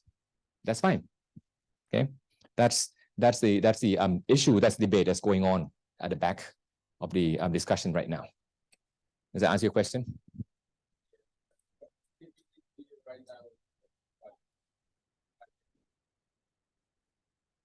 There'll be no privacy. Anytime you use digital information, there's no privacy. Transparency is something you can decide. CBDC, you can make it so that only the bank can look at database. Right now, they can show your prompt pay transactions to anyone if they want, but they don't, because they don't want to, one, and two, is against PDPA, right? So transparency is all about, do I want to show you the database? It's not unique to blockchain. You can have a blockchain that you don't show to anyone because you run for yourself and you don't allow anyone to look into it. That's fine. But the blockchain like Bitcoin and so on, you have to show to everyone because anyone can be a node. So once you become a node, you see everything already. But in a system where only restricted people can be a node, you can say, oh, you don't have the right to see anything. Sorry about that. Right now, you can verify your prompt pay payments, but only the transaction you make. They don't show every transaction to you, but the transaction you make, they reveal this to you. And you have the right to review this to anyone that you want, right? You can send your prompt pay slip to your counterparty. He or she can verify this. That's transparency, but unlimited transparency, you don't show the whole thing, right? So I want to point this out because there's a lot of discussion that, oh, by using this system is more transparent. Any system can be transparent. It's your choice, whether you want to review or not. It's like, I have a Google Sheet. Do I want to make it publicly viewable to other people or not? That's transparency. It's not bound to any technology. It's just how you decide to broadcast information to the whole world. Okay? So, I'm going to spend the rest of the time to talk about this quickly, okay? I want to, the class is about cryptocurrency and DeFi. So what's decentralized finance? Bitcoin network is a payment network. It only does one thing. It allows you to pay Bitcoin. And how much is that Bitcoin worth is entirely up to you. What if I want to pay dollars? Can I have a unit of information that's worth $1? I can have an information unit, but whether it's worth $1 or not, you have to find a way so that when people want to buy and sell, they want to buy and sell at $1 exactly. If the price is below 1, maybe there'll be more demand, so price goes up. The price is above 1, there has to be some selling pressure so that price goes back to 1. Just like how you maintain a currency. If you want to have $1 equal 35 baht, then somebody's going to have to buy and sell when the price is not equal to 35 baht. So a stable coin is exactly that. It's that information on a blockchain with some mechanism so that somebody will buy or sell to restore the equilibrium price to 1. But you can't do this in the Bitcoin blockchain because there's only one type of information in the Bitcoin blockchain, just Bitcoin. So you need a new type of information system that allows you to create new information and also create rules surround that information. So this is where Ethereum comes in. Okay, Vitalik was an enthusiast for Bitcoin. So he was a Bitcoin magazine editor in his earlier life. That he met lots of people, was fascinated by this decentralization. But he also found a limitation that the Bitcoin blockchain only allows you to pay. That's it. It doesn't allow you to do anything else. So can we have a decentralized information system that allows you to do more than just pay? So he created Ethereum blockchain network, which is an information system that allows you to write information in there, write logic in there. So if you think of Bitcoin blockchain as a spreadsheet that you cannot create numbers, but you can transfer numbers. Ethereum is like a spreadsheet where you can also create numbers and write a rule so that you can add, subtract, multiply, divide numbers. So that's what a smart contract means. You can add, subtract, multiply, divide numbers, and then move numbers across the different places. So Satoshi's blockchain was a first credible decentralized solution, and now attention is rapidly starting to shift toward this second part and how this can be used for more than just money. And when they say money, they just mean the payment network. Okay, so it becomes a programmable blockchain where you can start writing codes in there. And this is where the word token came from, because notice the Bitcoin has no token. Bitcoin uses the word coin, Bitcoin. That's the only information in the Bitcoin system. It will give you Bitcoin when you mine and win successfully. And Bitcoin is a mechanism that incentivizes people to run this information system. Every blockchain have at least one coin in order to incentivize people. If you want to have a decentralized blockchain, you need to have some incentive mechanism. So the Ethereum blockchain has an Ether as a coin. If you win the mining, when they first started the proof of work, you get Ether, just like you get Bitcoin. But you can also create new numbers in the network. These are called tokens. You can just key in the numbers into your entry on your ledger.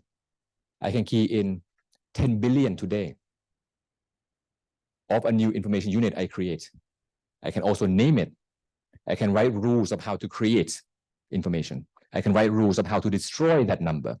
I can write rules of how to transfer that number. I can also write code so that I can allow transfer of that number from somebody else's address to my address. I can write any rule that I want. And if you decide to accept my rule, you're bound by my rule. I can write a code so that I can destroy the numbers in your address if I want to. Unlike Bitcoin, you cannot do anything except mine to get and transfer. In the programmable blockchain, it's up to the programmer to decide whether they want to censor, blacklist, destroy, seize, or steal your coins. Not coins, sorry, tokens. Okay? They cannot do that with coins. They cannot do that with Ether, but they can do it with tokens they create because they set the rules. So I can set a rule and create things like, okay, this is a coin, and this is a token. Let's call this Tether because it's supposed to tether to US dollars. If you want a Tether, you come to me, a company called Tether, run by a company called iFinex. Pay me $1 million US. I will issue you 1 million unit on the blockchain. And then you can transfer this.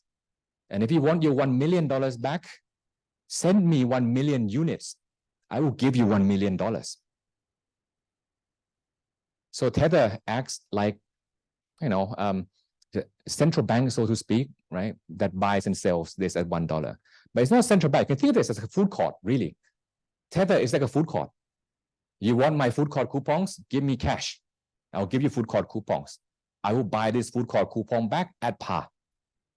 And as long as I as a food court coupon operator, is willing to buy and sell back at $1, there's no reason why you should buy this from the open market at prices other than $1. You can always come back to the food court and buy it from me, right? You go to food court, somebody tells you, hey, here's 100 baht food court coupon. I'm going to sell it to you for 200 baht. No, I can go get 100 baht coupon myself at the counter. Why would I do that from you, right? So anytime you notice this discrepancy, you can always buy food court coupon or sell food court coupon back at the desk. So that's how it's done, right? Does it rely on the programmability?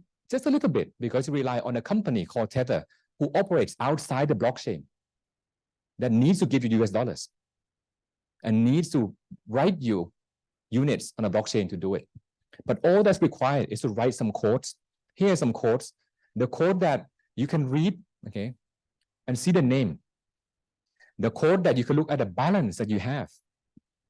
And here's the here's a code that you can.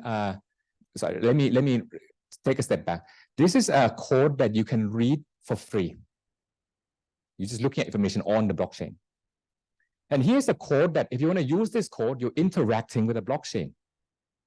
You are recording new information. You're sending requests so that some data center will honor your requests and then add, subtract, multiply, divide numbers and transfer numbers across to other places. So here are samples of what requests you can make. I can request to transfer. So I need to specify, I need to transfer how many units to whom. There's a function called issue, which you have no right, because the right to use this issue function is the owner of this contract. Tether, only Tether can issue or redeem. Issue means create. Redeem means destroy.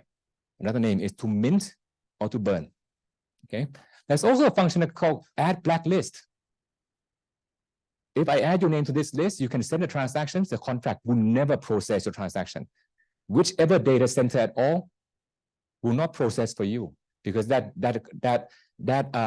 request will be flagged by the software as invalid. Even if the data center wants to process this for you, no, the contract will not run. And now you start seeing, is the blockchain censorship resistant? You can write censorship rules in there for programmable blockchain. Functions are like this, right? You can write functions in programming language. So they use the Solidity as one of the languages you can write. And then the blockchain software will be able to read this and then process this accordingly. It's all transparent for you to see what functions they write down. Okay, in more advanced classes, I will show you transparency is limited because this is not exactly what's recorded on blockchain. What's recorded on blockchain is hexadecimal codes that sometimes you cannot decode. You can guess, but you can't decode. This is revealed by them, that this is the code, and you can see that when this code is processed by the computer, it matches what's recorded on blockchain. So that's the word, what the audit means. They audit that these codes written in Solidity language, when compiled, it matches exactly the hexadecimal characters and so on that's recorded on blockchain. Okay, so in a few minutes left, I want to highlight something. You can create blockchains like this, okay, that allow you to program and so on and so on. But why is it that blockchains like Bitcoin and blockchains like Ethereum have such a low capacity?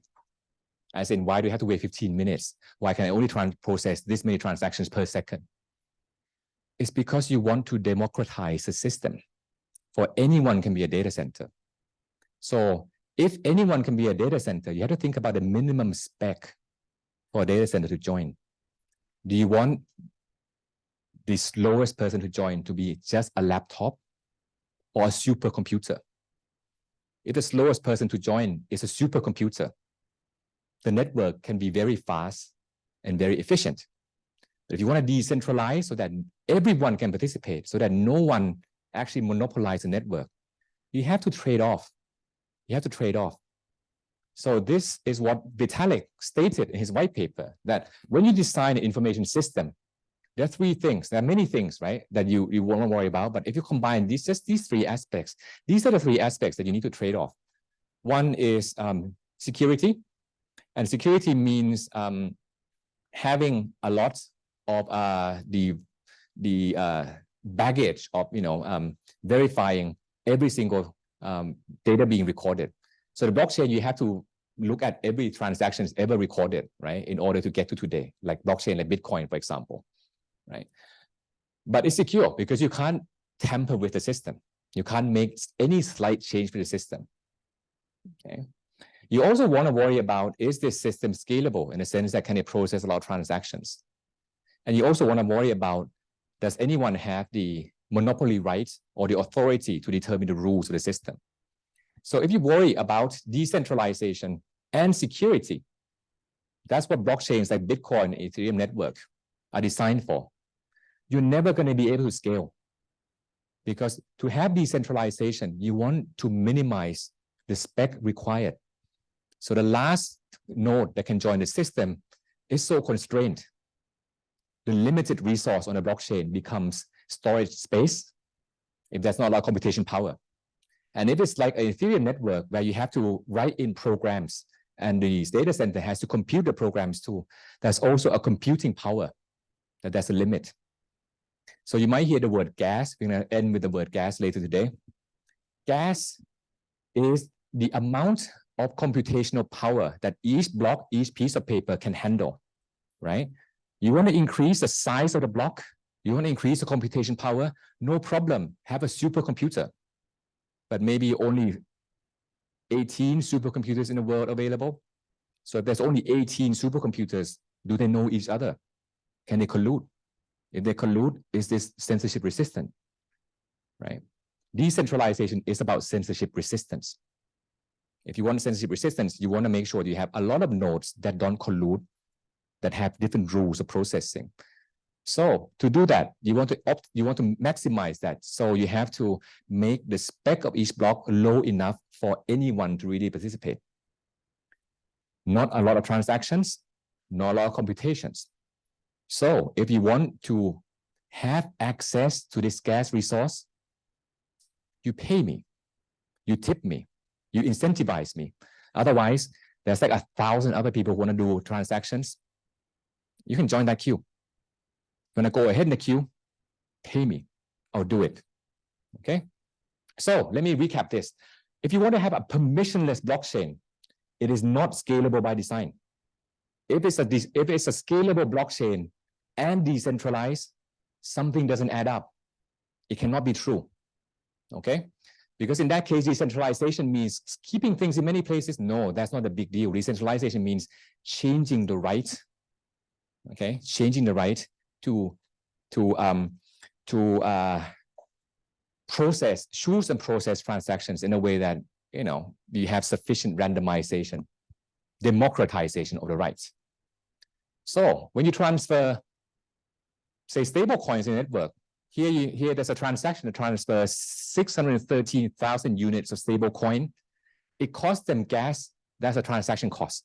The gas depends on a few things, right? The gas depends on how difficult it is, how large the transaction is to be processed to be recorded on a block, and 3, the price per unit of gas you're willing to pay. Gas is the difficulty and the amount of computations required. But you as a user decides to say that for this level of difficulty, I'm going to pay you this much to do it for me. Analogy is this: gas is like oil, right? You want to go up to Chiang Mai. This 2 tanks will get you there, for example. These are the 2 tanks to get you there, but you need to auction to get the 2 tanks. If you really want to get those 2 tanks, you might have to you have to pay a high price per liter of oil. If you don't want to, if you don't really need the oil, now you can pay a low price, but you have to wait in line because other people might buy the oil ahead of you. So that's what gas is. Right? So for 613,000 units, it costs $1 or so in gas. So does 1.05 units, cost about $1.44. It depends on a few things, as I said, right? But it's not about the monetary value. For all that I care, you can transfer just a fraction of a stable coin. It will cost you the same. Because it's not about the value of what you're doing. It's about the difficulty and how willing are you to pay. Etherscan is an aggregator that keeps information, and it kind of keeps tracks of how much transaction costs per type of transaction that are paid across different points in time. So on May 11, 2022, if you wanted to make a transfer, what cost about $1 or so would cost you about $64. Why a big increase in the transaction costs on that day? Anyone familiar with what happened in May last year? FTX is in November, but you're getting there. Before FTX, something very big happened. That's the day when Terra and Luna broke. Think of this. If you really want to, if you say work in a country, right, and you really need to leave the country right now, and there's only a limited amount of people that somebody can bring out of the country, how much are you willing to pay to get out of that country? This is exactly what happened. You wanted to leave the system, no problem, pay up. Because if you don't pay up, somebody else who pays more will get served first. Okay? So that's the rule of the system. Other than that, everything else that happened in blockchain, you can actually understand from the financial accounting also perspective. I just want to go all the way to the end and talk about the most important thing.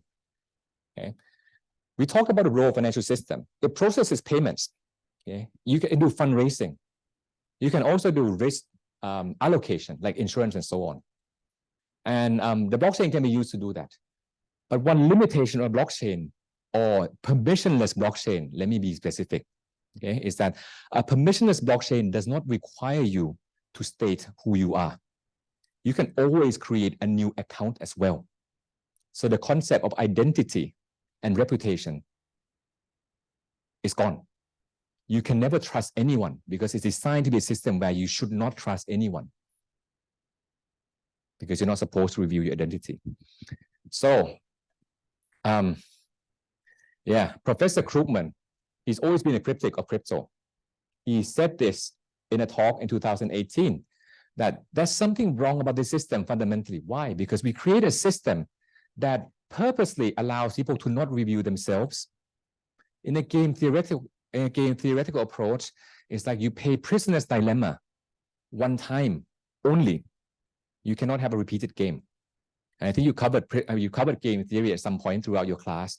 So when you have a one-shot game, I only meet you once, why would I be a good person? You know, I'm going to be a selfish person because there's no consequence anymore. But once you interact repeatedly, then you start wanting to behave nicely because something can be done to punish you or hurt your reputation. Think about what the credit bureau does.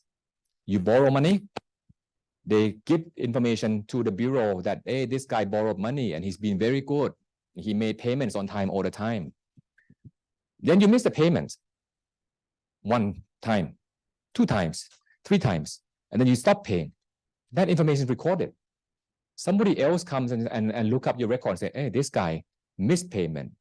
He never paid back on the payment. Should I trust this guy? Maybe not. Let's not make a loan to that guy. So you're not so willing to lend to people anymore. So what can you do in a system where you can't trust anyone? Easy. When you go to pawn shops in the movie, like in the movie, right? When you're on the run, you're trying to get cash, you go to the pawn shop to sell your valuable. Because the pawn shop does not ask who you are. Well, they should. They're supposed to if it's regulated. But in principle, they don't have to ask who you are. I have a gold watch. How much are you willing to give for this? Okay. I don't care who the person that holds the gold watch is. All I care is how valuable is that gold watch. Then I give you the money. If you want to have the gold watch back, come back with money and interest. A pawn shop is collateralized lending that does not need to know or does not need to care who you are, because everything that's required is, do you have enough collateral? So in this system, if you don't reveal identity, or even if you reveal identity and nobody can trust you, the only way for you to be able to get fundraising is to have collateral. The only way for you to actually be able to insure or do anything is to have collateral.